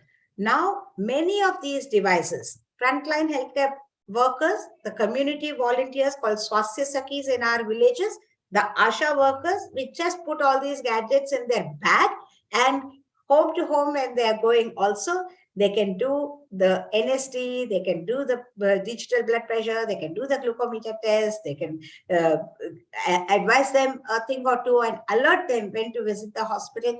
This is a new device called the Baby Beat, which we give even your receptionist can just put it on the patient's tummy, and then she can send you the graph by WhatsApp, and sitting at your own home, you can say, okay, this patient is GDM, she's come with less movements, but this graph is excellent, she's doing well, you can send her home. Same with PIH and anxious IVF patients. No longer we need the heavy missions and the belts, etc. So these are made in India products, and the future is very much here. So this is a paper we produced about overcoming challenges of traditional in-person prenatal care. We did a pilot study on the usability and acceptability of a remote monitoring device for pregnant women in India. Nook and corner in the villages also where they don't have access to NST machine, etc., but it needs to be done for the fetal surveillance. These kind of devices can easily be utilized by the semi-skilled person. They're always ready, and readiness is the key. Just look at the scenario: access, affordability, quality of care. All of these we can do. And the millions of smartphones which our women are using, 1,130 million subscribers in our own country. We have problems in our country, but let's talk solutions. Cost-effective solutions of skill transfer through digitization, technology. Yes, we agree that touch and face-to-face is important, but reaching the unreached when they cannot do any better, at least this much and much more. These are the individual skill tests being taken by the staff who have to actually demonstrate each and every skill.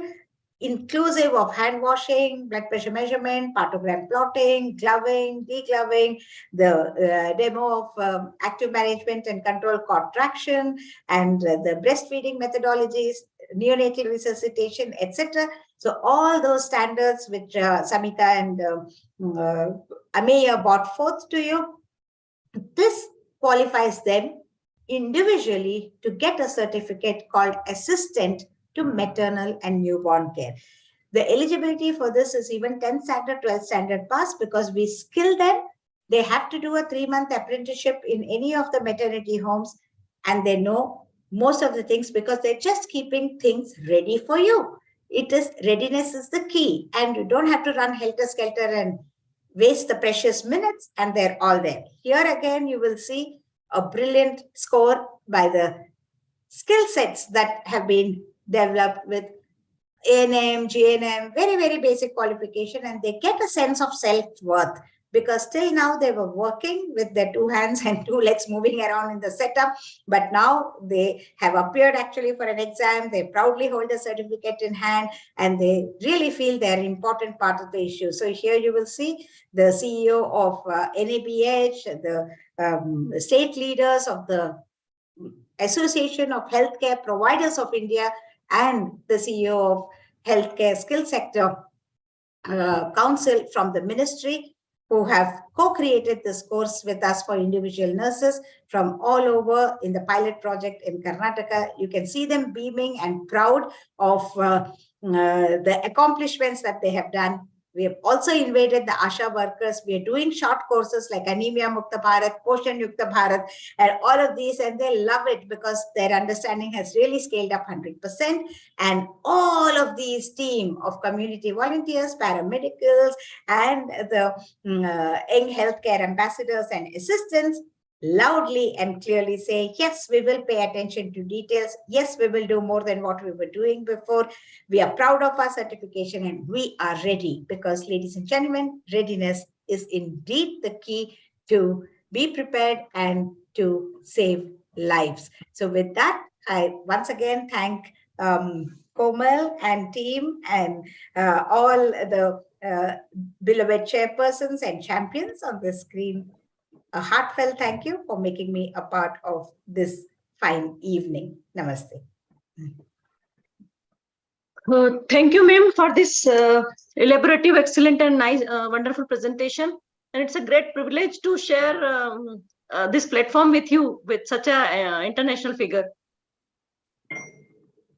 Thank you, dear. And we are making our voice heard loud and clear on the global level, because now many are saying, low middle income countries, how could India have done this?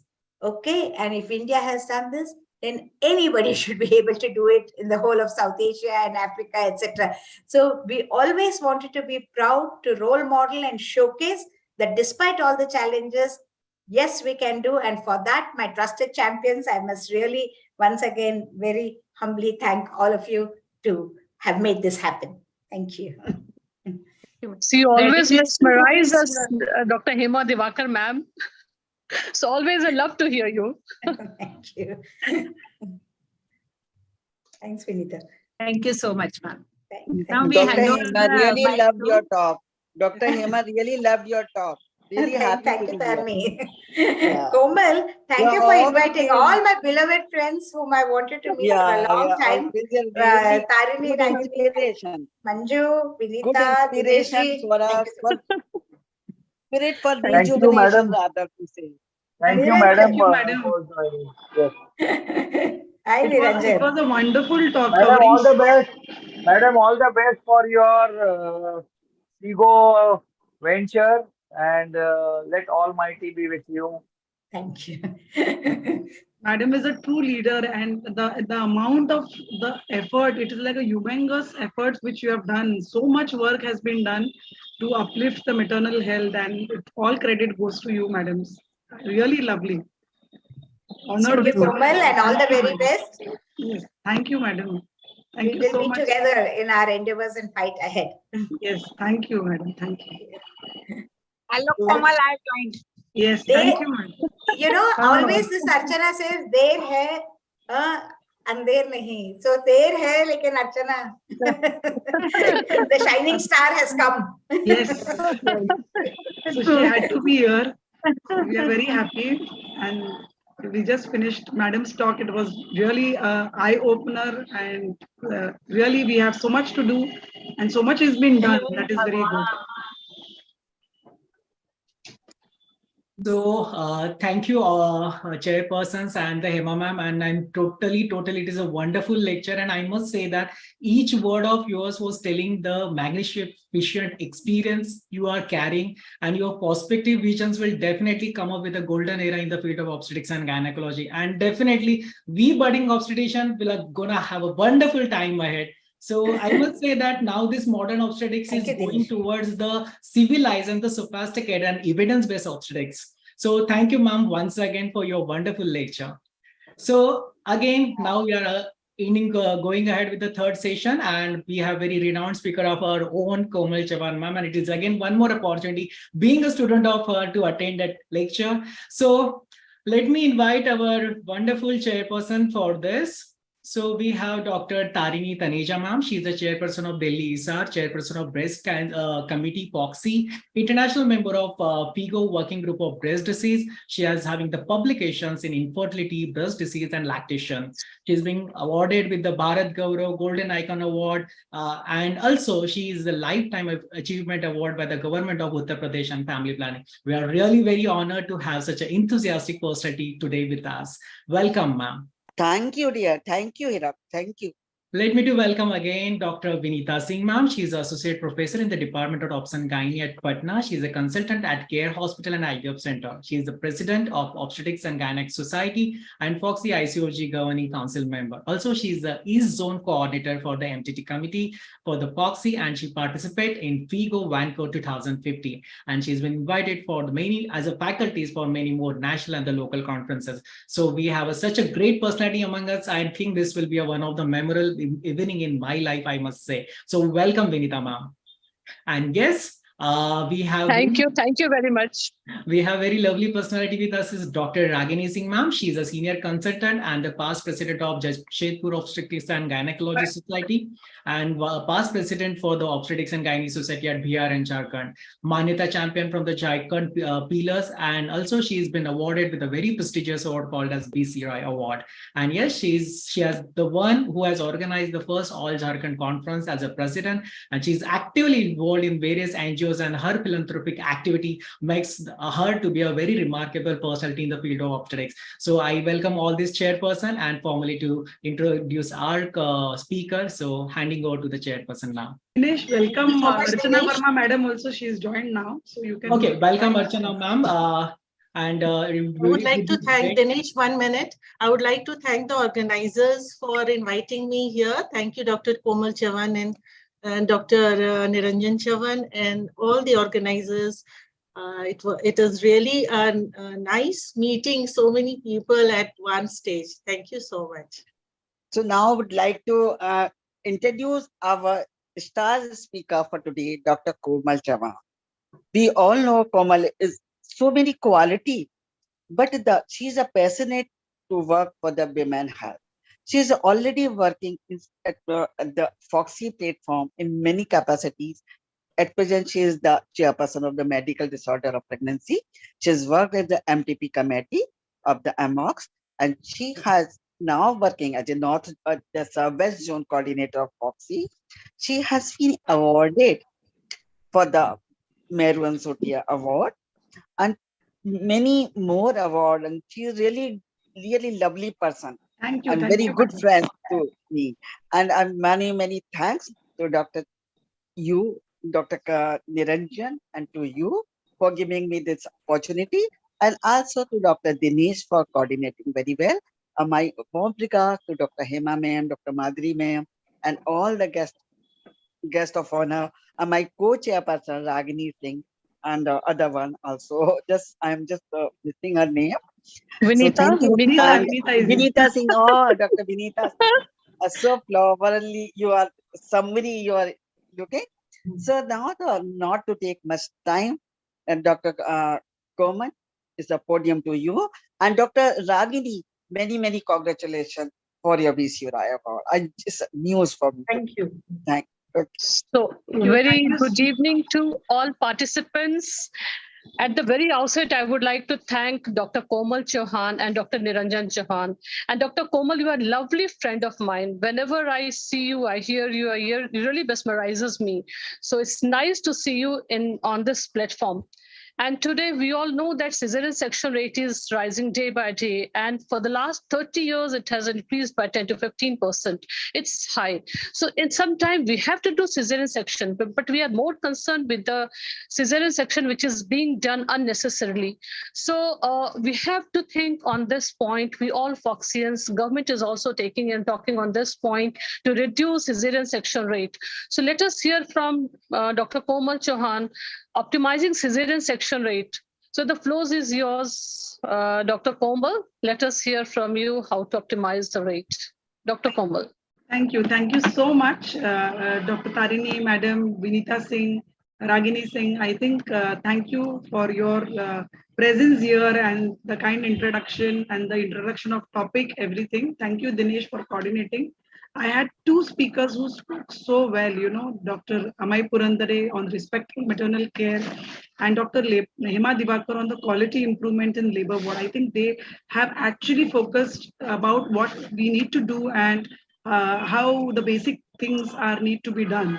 But what is now is important is the cesarean section. And that was the idea to put cesarean section in this talk, because cesarean section is one of the most common surgery which is done in gynec and obstetrics. And we need to optimize the rate, because, and also along with it, we need to give a quality care also. It is not only optimizing the rate, but we need to give it as a quality. While we are optimizing this, we need to see that the cesarean sections are done and a quality care is given to the mother. And I would also like to welcome Dr. Archana Verma, the past Vice President of Foxy. She's also joined in here, and she's also done a lot of work. She is very good in public awareness. And when we talk about Archana Verma, we know that the information, the awareness which she does, the activities which she was done, they were nationwide. It causes a revolution. So I'm very happy that she has joined in for my talk. And now I begin my topic, optimizing cesarean section rates. We know we can, I don't want to call it as reducing or something, but we really need to optimize. We need to introspect, and we need to know if we are doing what we are doing is right or no. So we'll begin with a quote. If you change the way you look at things, the things you look at change. And we really need to see the newer changing trends in cesarean section, the indications, and the new epidemic in India. So coming to the background, we know that it is a massive jump.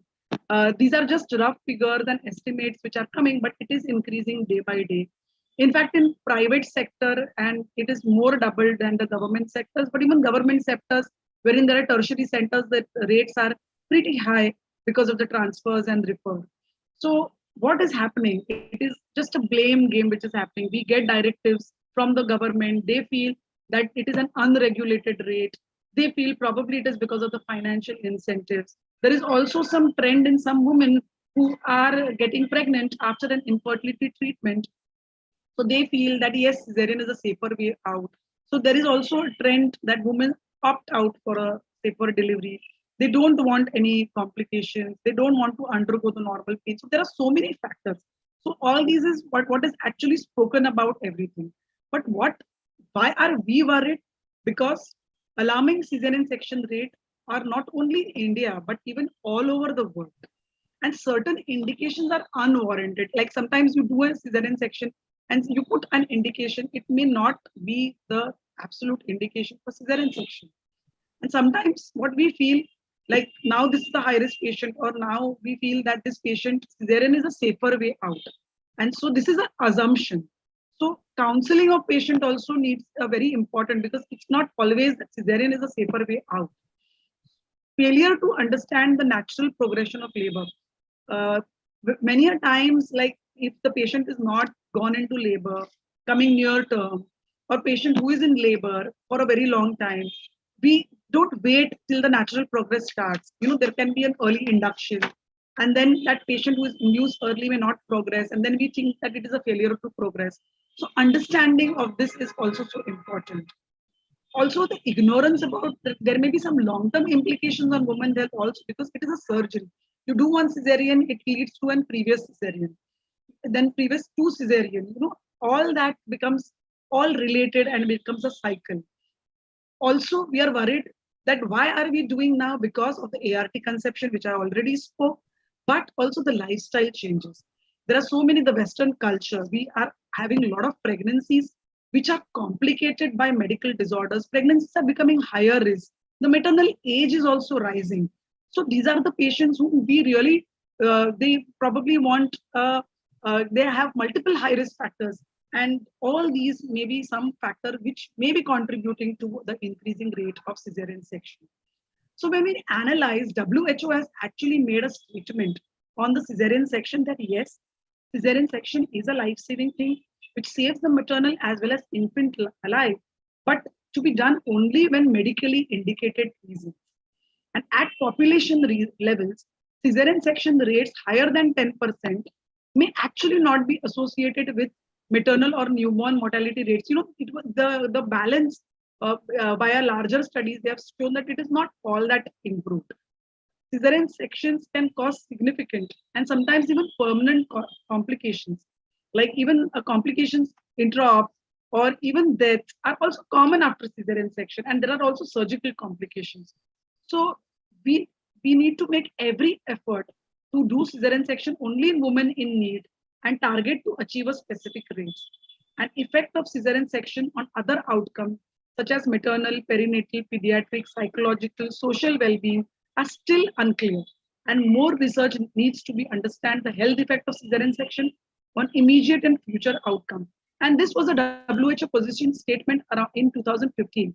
And from that, a lot of studies which shows that India actually has improved the maternal mortality rate in at least in the state of few states like Kerala and Maharashtra. We have a good figure. We have reached almost 33. Still in other states of India like Uttar Pradesh and North, we still have to achieve our SDG goals. But some and even the neonatal mortality rate also has significantly lower down in certain states. So it is there that probably the cesarean rate definitely is more, but the outcome, the analysis and more studies needs to get published to show that the rate, even though it is more, these rates have come and they are little better, the mortality rates and the newborn neonatal outcome. So talking about the complications, we know all the intraoperative complications. Like a cesarean section will have a wound, so there would be infection, there can be bleeding, there can be bowel bladder injury, there can be risk of amniotic fluid embolism. Anesthesia, which is given, is also at risk. The baby is said that baby may have an altered immune development, increased chances of developing allergies, asthma, reduced gut microbiome diversity, which is coming up in a bigger way. And this gut microbiome diversity is also linked to a lot of other lifestyle issues, endometriosis, something in longer run. So this can be some fetal origin of adult disease. And then the future pregnancies, we know there is a future CS, chances of uterine rupture, placental problems, the adherent placenta, placenta accreta, which is coming up in such an important way that we are seeing that there is an increased incidence of adherent placentas.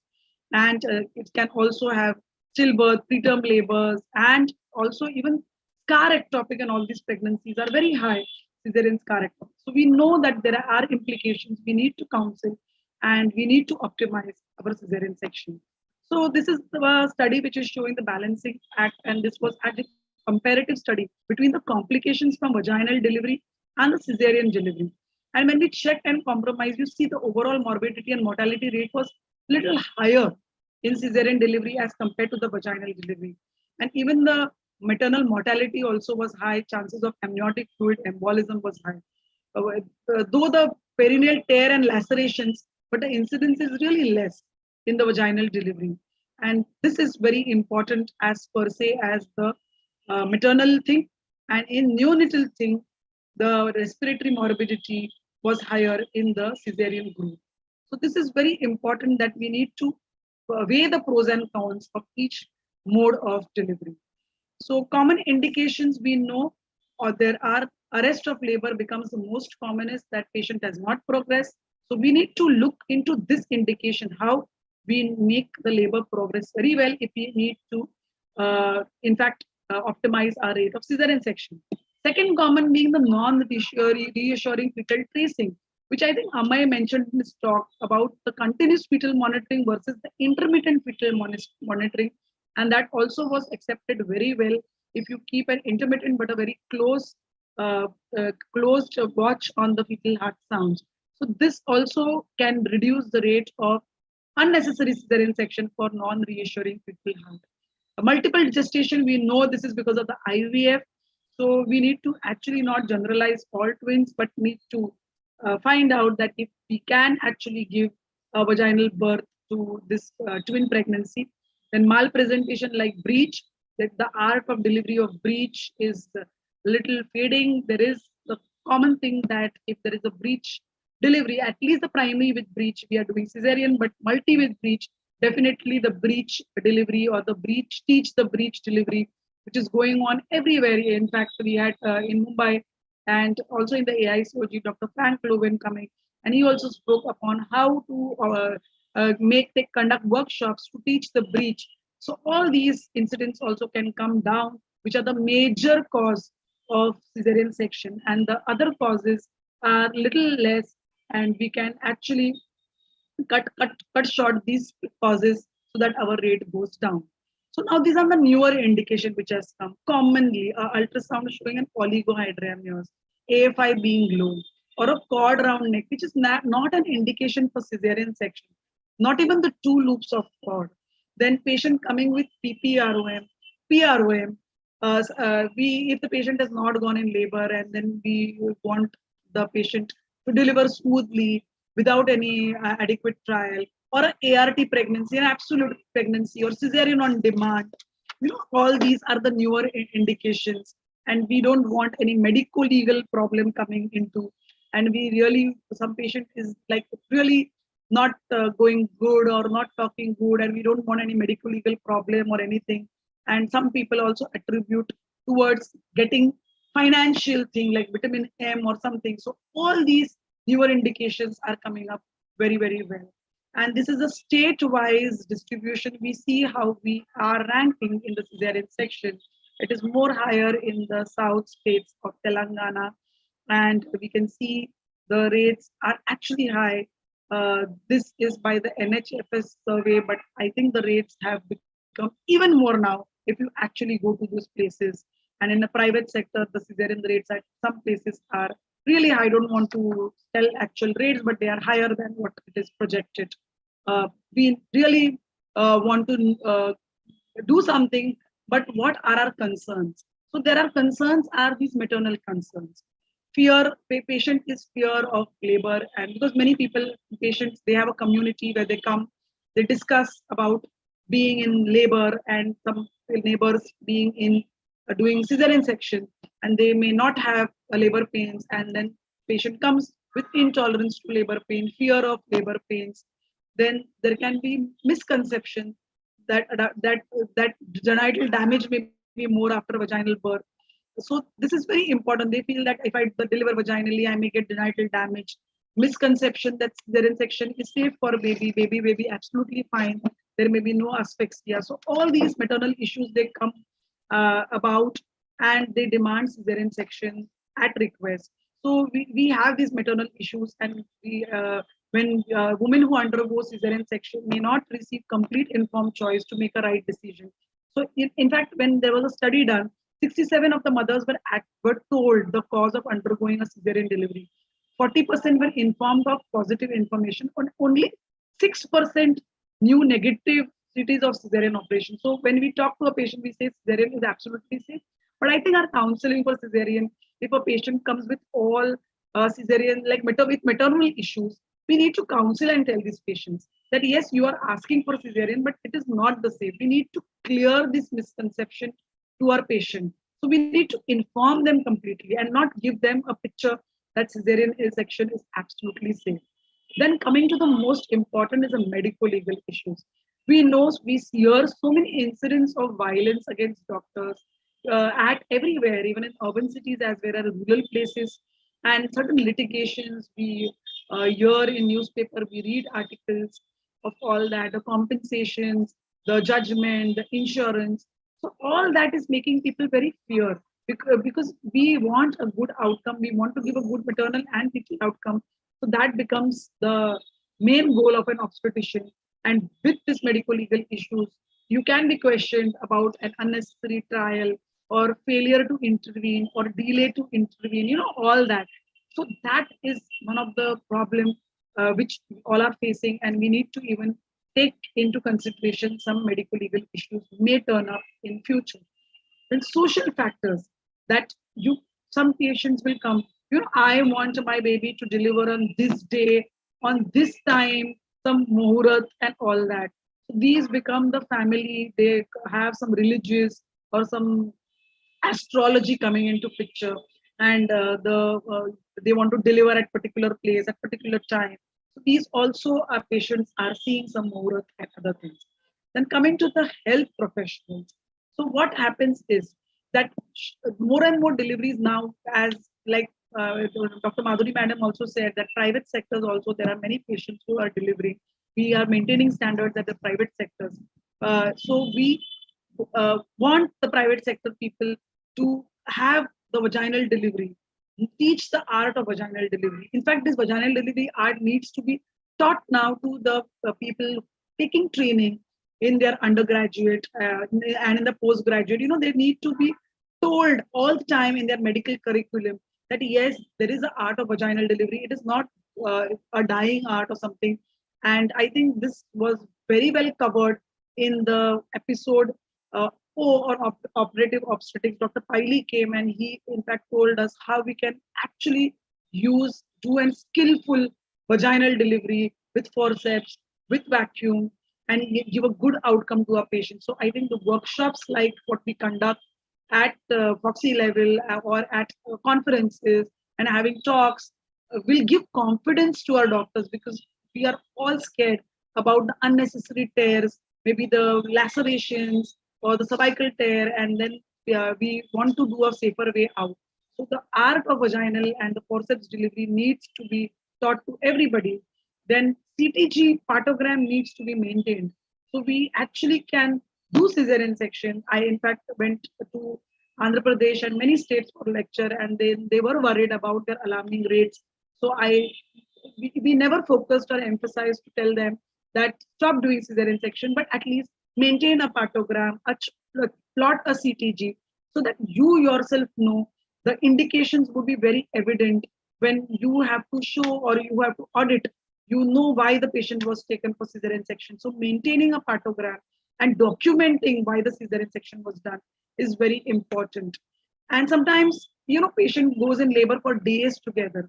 So it becomes really difficult to sit with that patient. And this is the point which everybody agrees, that people feel that the cesarean section is done by a doctor because the cost is more or doctor may charge more. But I feel vaginal delivery is more challenging. The doctor needs to sit all along with the patient during the entire labor, and that should be well compensated.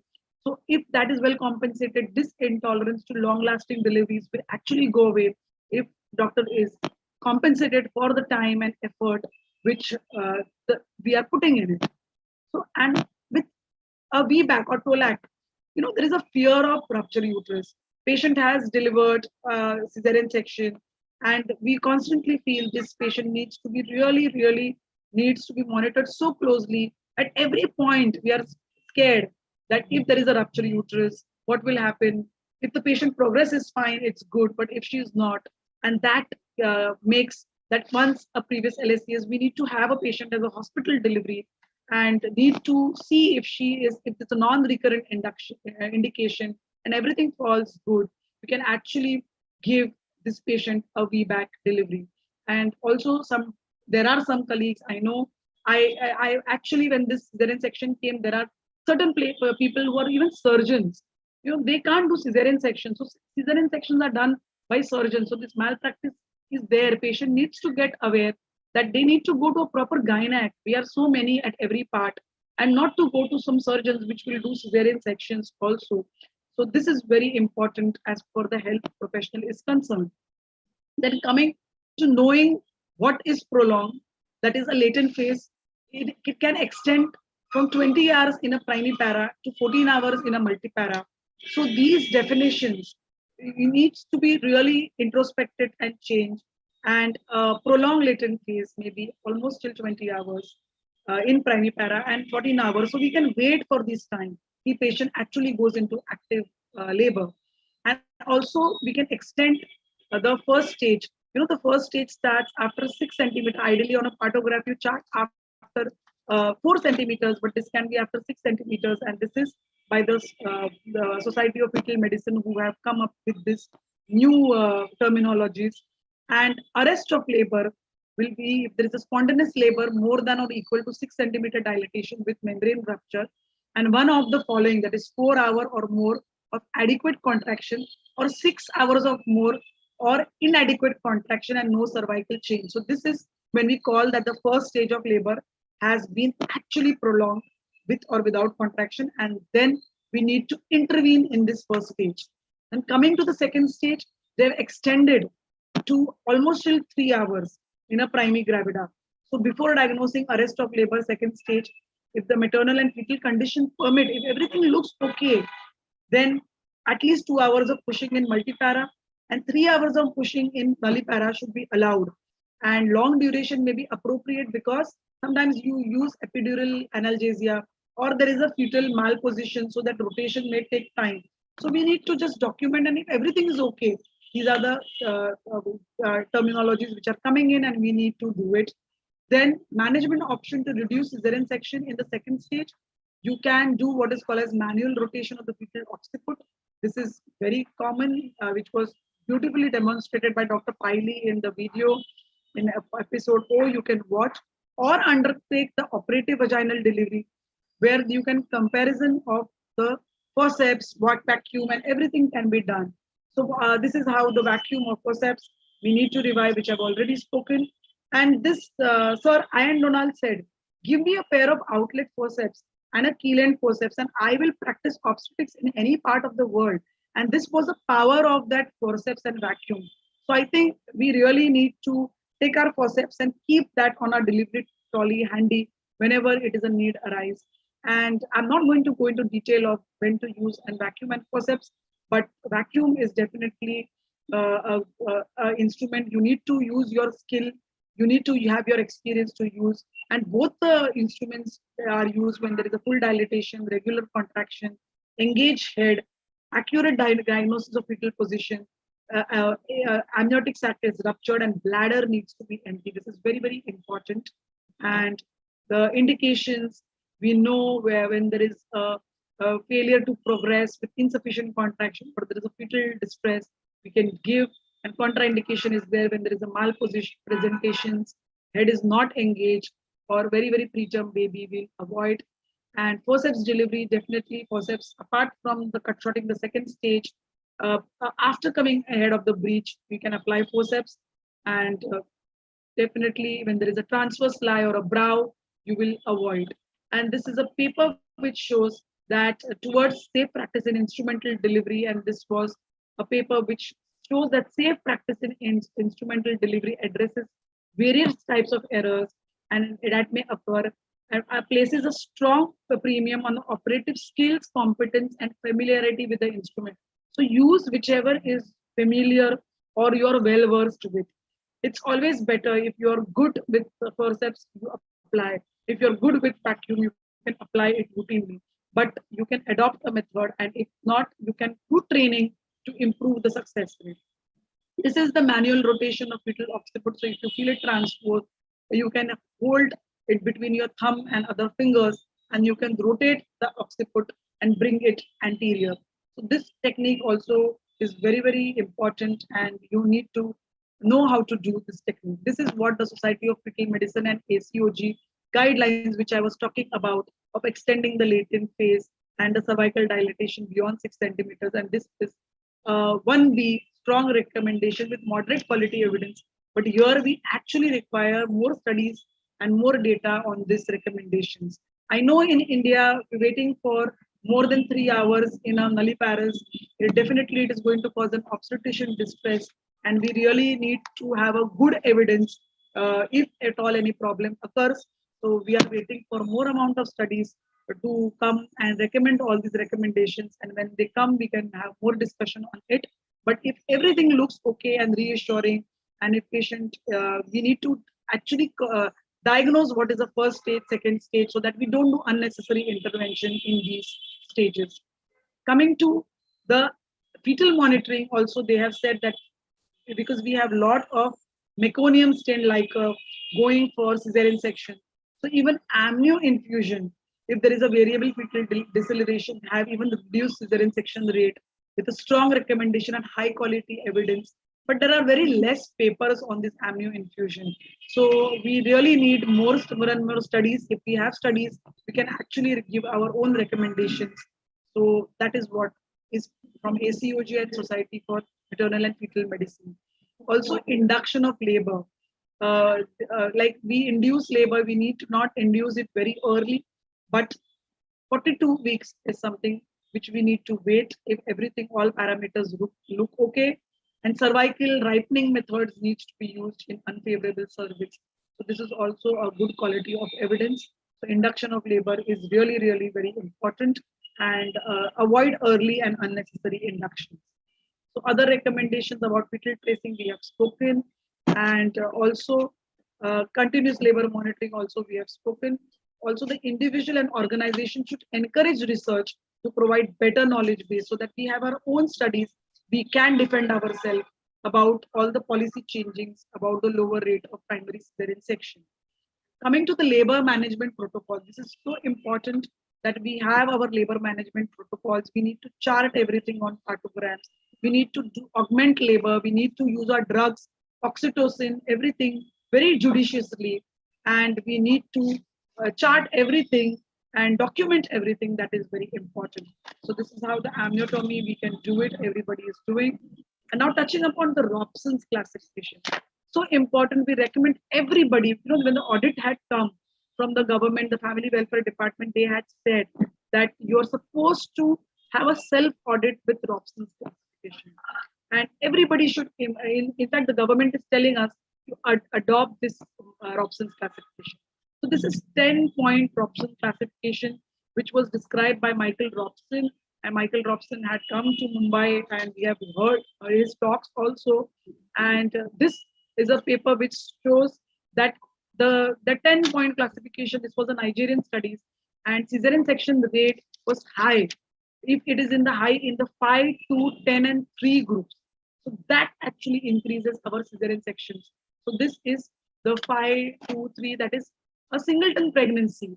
If it is a singleton pregnancy in a nulli gravida or a multigravida in a previous LSCS, or a singleton pregnancy less than 36 weeks, and if you have patients in these categories, then definitely your cesarean section rates are going to go high, because these categories are not the absolute indication for cesarean sections. So we really need to have have our antennas or alarm ready if most of our patients are going into these categories. So you need to have your self-audit, need to sit and categorize which category your patient is falling after every cesarean section. And now touching upon even WHO, they also in their statement on cesarean section rate has proposed that Robson's classification system as a global standard for assessing, monitoring, and comparing cesarean section rates within healthcare facilities over time and between facilities. In order to assess healthcare facilities, we need to adopt this Robson's and WHO guidelines about its implementation, interpretation, and standardization. Everything needs to be done by Robson's. So this is how the Robson's classification, these are the wheels. You know, the organizational level, what are the factors which are going to be? That is the professional power relationship, the cultural, everything, all these factors are going to affect. Then the health professional factors, and then the women and the community factors. So it's not only going to be depending on the 10 factors, but all the factors are interlinked on all the organizational level, the health professional level, and the community, the women's level, all the 10 factors. And the wheel is so important about what patients, the choices they make, the clinical factors which are there. all will take into account the indications for doing cesarean sections. And this is again the safe prevention and primary prevention of the primary cesarean section by ACOG and Society of Maternal and Fetal Medicine, and they have given directives. And these directives were that first admonishes against the cesarean section in the latent phase. So don't do in the latent phase. Specifically, a prolonged latent phase should not be an indication for cesarean section. Second directive too is in the conventional practice, it recommends that cesarean delivery, if a labor is progressive but slow, then if it's a protraction disorder, this instance is typically managed with observation and assessment of uterine activity and stimulation of contraction if required. So you really need to do something if the contractions are not being adequate. Third instruction addresses cervical dilatation threshold, which we just spoke, from 4 centimeters to 6 centimeters. And thus this threshold standards for active phase progress should be applied. And fourth stipulation notes cesarean delivery for active phase arrest should be reserved for women beyond 6 centimeters with rupture membranes who fail to progress despite 4 hours of adequate uterine activity or at least 6 hours of oxytocin administration with inadequate contraction and no cervical change. So I think these recommendations are coming up in a bigger way, and we need to consider them. Also, there are so many papers actually all over which are showing the cesarean section reviews. This was when there was a midwife versus the specialist care. So they were recommending a midwife to be there. And also there was study about hospital, how we can study. We need to give our own studies, the incidence of cesarean section among multiparas, and lowering our cesarean section. This is one of the paper in which the areas like fetal distress, phallopelvic disproportion, repeat cesarean section being the major indication for cesarean section. So I'll end with a take-home message.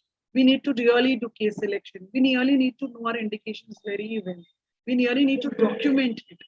Training for instrumental vaginal delivery, yes, everybody should be well versed with that subject. Self-audit with Robson's criteria as WHO, really, really very important.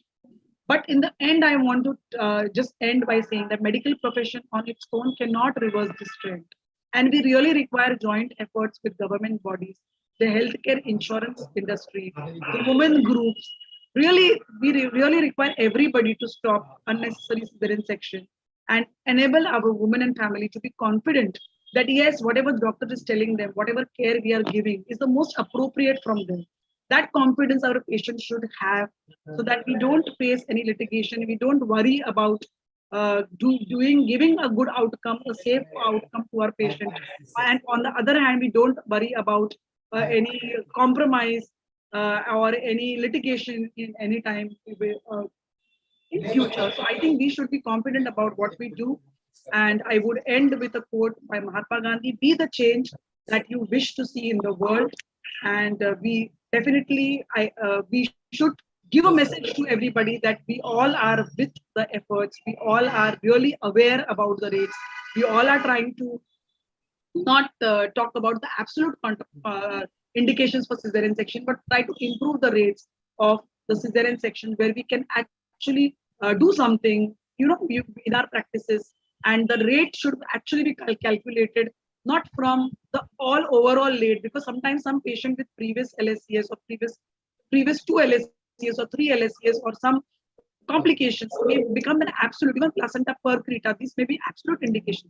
So if these cases are rising, our rate should not be calculated from the absolute indications like a CPT or or if a large fibroid or something, but the rate should be actually calculated in which patients we were going to give a trial of vaginal delivery and which we have taken for cesarean section. So I think there are newer things are coming into pipeline, and we really have to work on that way. And I really want to work in that way, and I want you all to support my candidature for the post of Vice President of FOXI. I am your voice and I am your candidate. I request you to please vote and support. The elections are in the month of August, from 1st to 10th August, and it will be an e-voting. A personalized voting link will come to your mobile phone. So do cast your vote. It is your right. So please vote and cast your vote and support me. Thank you so much. Thank you all for your patient hearing. Dr. Komal, Yes, your sir. talk was excellent. You really covered A to Z of everything. All benefits, what is the harm, everything. But from my angles, why the cesarean rates are increasing? I'm because from the public point of view, because the violence on the doctor, on the treating doctor, she doesn't know if she will be, alive or not. What will be harm to her body? And second thing, the lifestyle of our women of society. They are such a sedentary work. They don't want any physical work. So Yes. that is the very, very important aggravating factor for the cesarean section. And third are the societal culture like litigation. That's a thick, it's okay that we can face later on. The first thing, important thing, the violence of the doctor. Yes. So that has to be, government has to check on that. Government only can check the rate of the cesarean by providing the protection to the doctor. Yes, I think that is very important because if we are protected, we are safe, we can give more to our patients. If we live in fear, how can we give outcome? How can we? Yes, that is And very all the important. best for your success in your endeavor. All my wishes to you. Thank you so much, Tarini madam. It was really My all wishes to you, Komal, for your forthcoming election. All the best. And your talk was really mesmerizing. You always say that you speak so nicely. You have dealt all the point very well. And we should try our best to reduce cesarean section rate. Definitely, we have to look into this. And definitely, we will do it. Yes, thank you. Thank you so much. Super excellent talk, Komal ma'am. Thank And really, it was very nice hearing and seeing you both. And really, all best wishes are on your way, and we all are with you. Thank you. Thank you so much. Always. Yes. Dr. Komal, Thank you. Dr. Komal, I would like to congratulate you. It was a meticulous, everything you touched, nothing was left. It was beautifully said. And it is really difficult to reduce the section rate. But yes, you have started something which will create awareness. So thank you so much. And my best wishes for your elections. Thank you. Thank you so much. Thank you, the chairpersons. I think we all are doing our efforts and we all are doing everybody is doing their best to give quality care to women. And we all are pillars of women's health and we are taking it forward and everybody is doing such good work. That is what I want to say. And this was all the summary of our problems, what we are going to face, how we can actually go ahead to reduce the rate. Because there is people saying it becomes very easy that you reduce the rate, doctors are doing, but so many factors come into picture. And I think the government, the agency, that is the reason I ended with it is not on the healthcare profession, but it is on the government also, because there are so many factors which run into one thing, So if all that is taken care, and as Dr. Tarini also pointed very well, that if we are safe, if we feel very ensured and we feel safe and relaxed, we will definitely do our best. Everybody wants to deliver a patient vaginally. It's not, but the indications are coming. You work in a tertiary center, you will get one high-risk case after case. How are we going to do justice to that patient? So that all is also very important.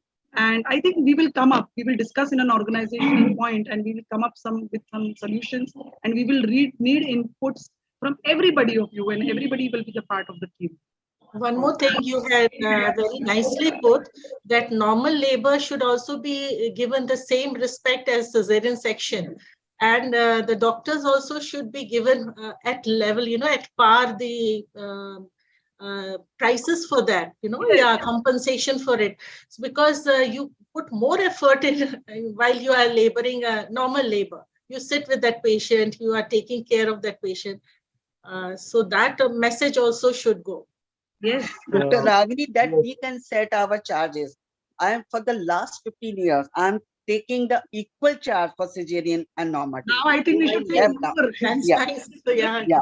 So I left now normal delivery, but I'm taking the same charges. Whenever a patient comes, labor charges, normal charges are more than the cesarean. So they cannot say we are doing because of the M vitamin. That is, money is always this thing is involved in the cesarean section. So ambitious is no more there. If you see it, charges are the same for both. We were in Amom last weekend, and we heard our president of Amom, Dr. Rajendra Pardesi. Interesting to hear from him, and he said that we should tell our patients that there are only two routes of delivery. One is vaginal and one is abdominal. There is nothing normal. Both are normal. There is nothing that vaginal is normal and cesarean is abnormal. So you have to tell your patients that what we are doing is a vaginal route or an abdominal route. And both are supposed to be the way what the patient is delivering. So it was a very important message which was given to all the members who were present in the hall at the time of inauguration. Dr. Rishikesh Pai was also there as a chief guest, and I was also there representing Foxy. So Mumbai Obstetric Gynec Society also got the Best Society Award out of the 46 societies which Maharashtra has. So it was really, concerned by the All Maharashtra Obstetric Gynec Society also regarding this intervention. And we all should be united in this issues about cesarean sections, about hysterectomies, And I want to add here one more thing that in Sion Hospital, we have started since we heard the lecture, the oration of Dr. Frank Loven. So we have started delivering breech presentations vaginally where the patient is on a forelimbs. And I cannot show the video right now, but we are going to take an ethical committee permission and do a trial where Mumbai will be the center for training of trainers and further training of students who are there, where we have delivered up to 3.2 kg patients vaginally breech, even footling breeches, and even third gravida. It's a very easy way. The patient can deliver absolutely fine, and uh, it's a really a great change, a game changer for all those patients. Where over a period of time, if you train our residents or the further training modules are there for apart from forceps and vacuum incidences. Even Arun Kumaran and other team from RCOG have said that we can continue and train them with forceps and vacuum. And this we add the breech delivery on forelimbs. This was done in 1950s and 60s, but over a period of time, Dr. Frank Loven said that we lost it, and then we started delivering breech with in supine position where the woman was on her back, and then we continued to deliver her with Morris's Smiley's West maneuver and further, all those things which we are training the residents. But this is a very important that all of us should go back now and train ourselves, even though we are consultants or even though we are above 50. Education doesn't stop, the knowledge doesn't stop, and something this can be, practiced. Of course, we need to take a proper consent, explain them about the issues of on forelimb delivery, and with all these things, facilities, and the proper training, this is a very good thing which you can change over a period of next 5 years. Dr. Archana Verma madam is there. She wants to talk. Madam Archana ji. Just put a I was listening to how can I go? I was so late in joining, so I have to be present till end. Yes, madam. So thank you so much. Hello, ma'am. Wonderful, very impressive. Komal, I must say, very, very impressive, and really, you are my all-time favorite, and giving, a lecture also, and as a friend also, and as a leader also. So my number one. Thank you, madam. Thank you so much. Honored. Hello, ma'am. Hello. Hello. So So I'll tell Dinesh to formally give the vote of thanks. So thank you, ma'am, for such a wonderful lecture. I must say that being their student, I always believe that we have a two pair of parents. One is a biological parents who told me how to work, and these academic parents, Komal ma'am and Niranjan sir, they taught me the ethical path, the practical path, the patient-safe path for the field of obstetrics and gynecology. So thank you for being always supportive mentor for us. And thank you all wonderful ladies for your enthusiasm and participation. And definitely be budding obstetrician, definitely do something better in tomorrow with your guidance. So I must say that with this Q series, Q stands for question, and today's event is an answer for present and solution for future. So let's together treat her with dignity, with safe and care approach for the safe motherhood. So thanks a lot for being with us, and thank you all. Thank you. You are lucky, Dr. Dinesh, to have two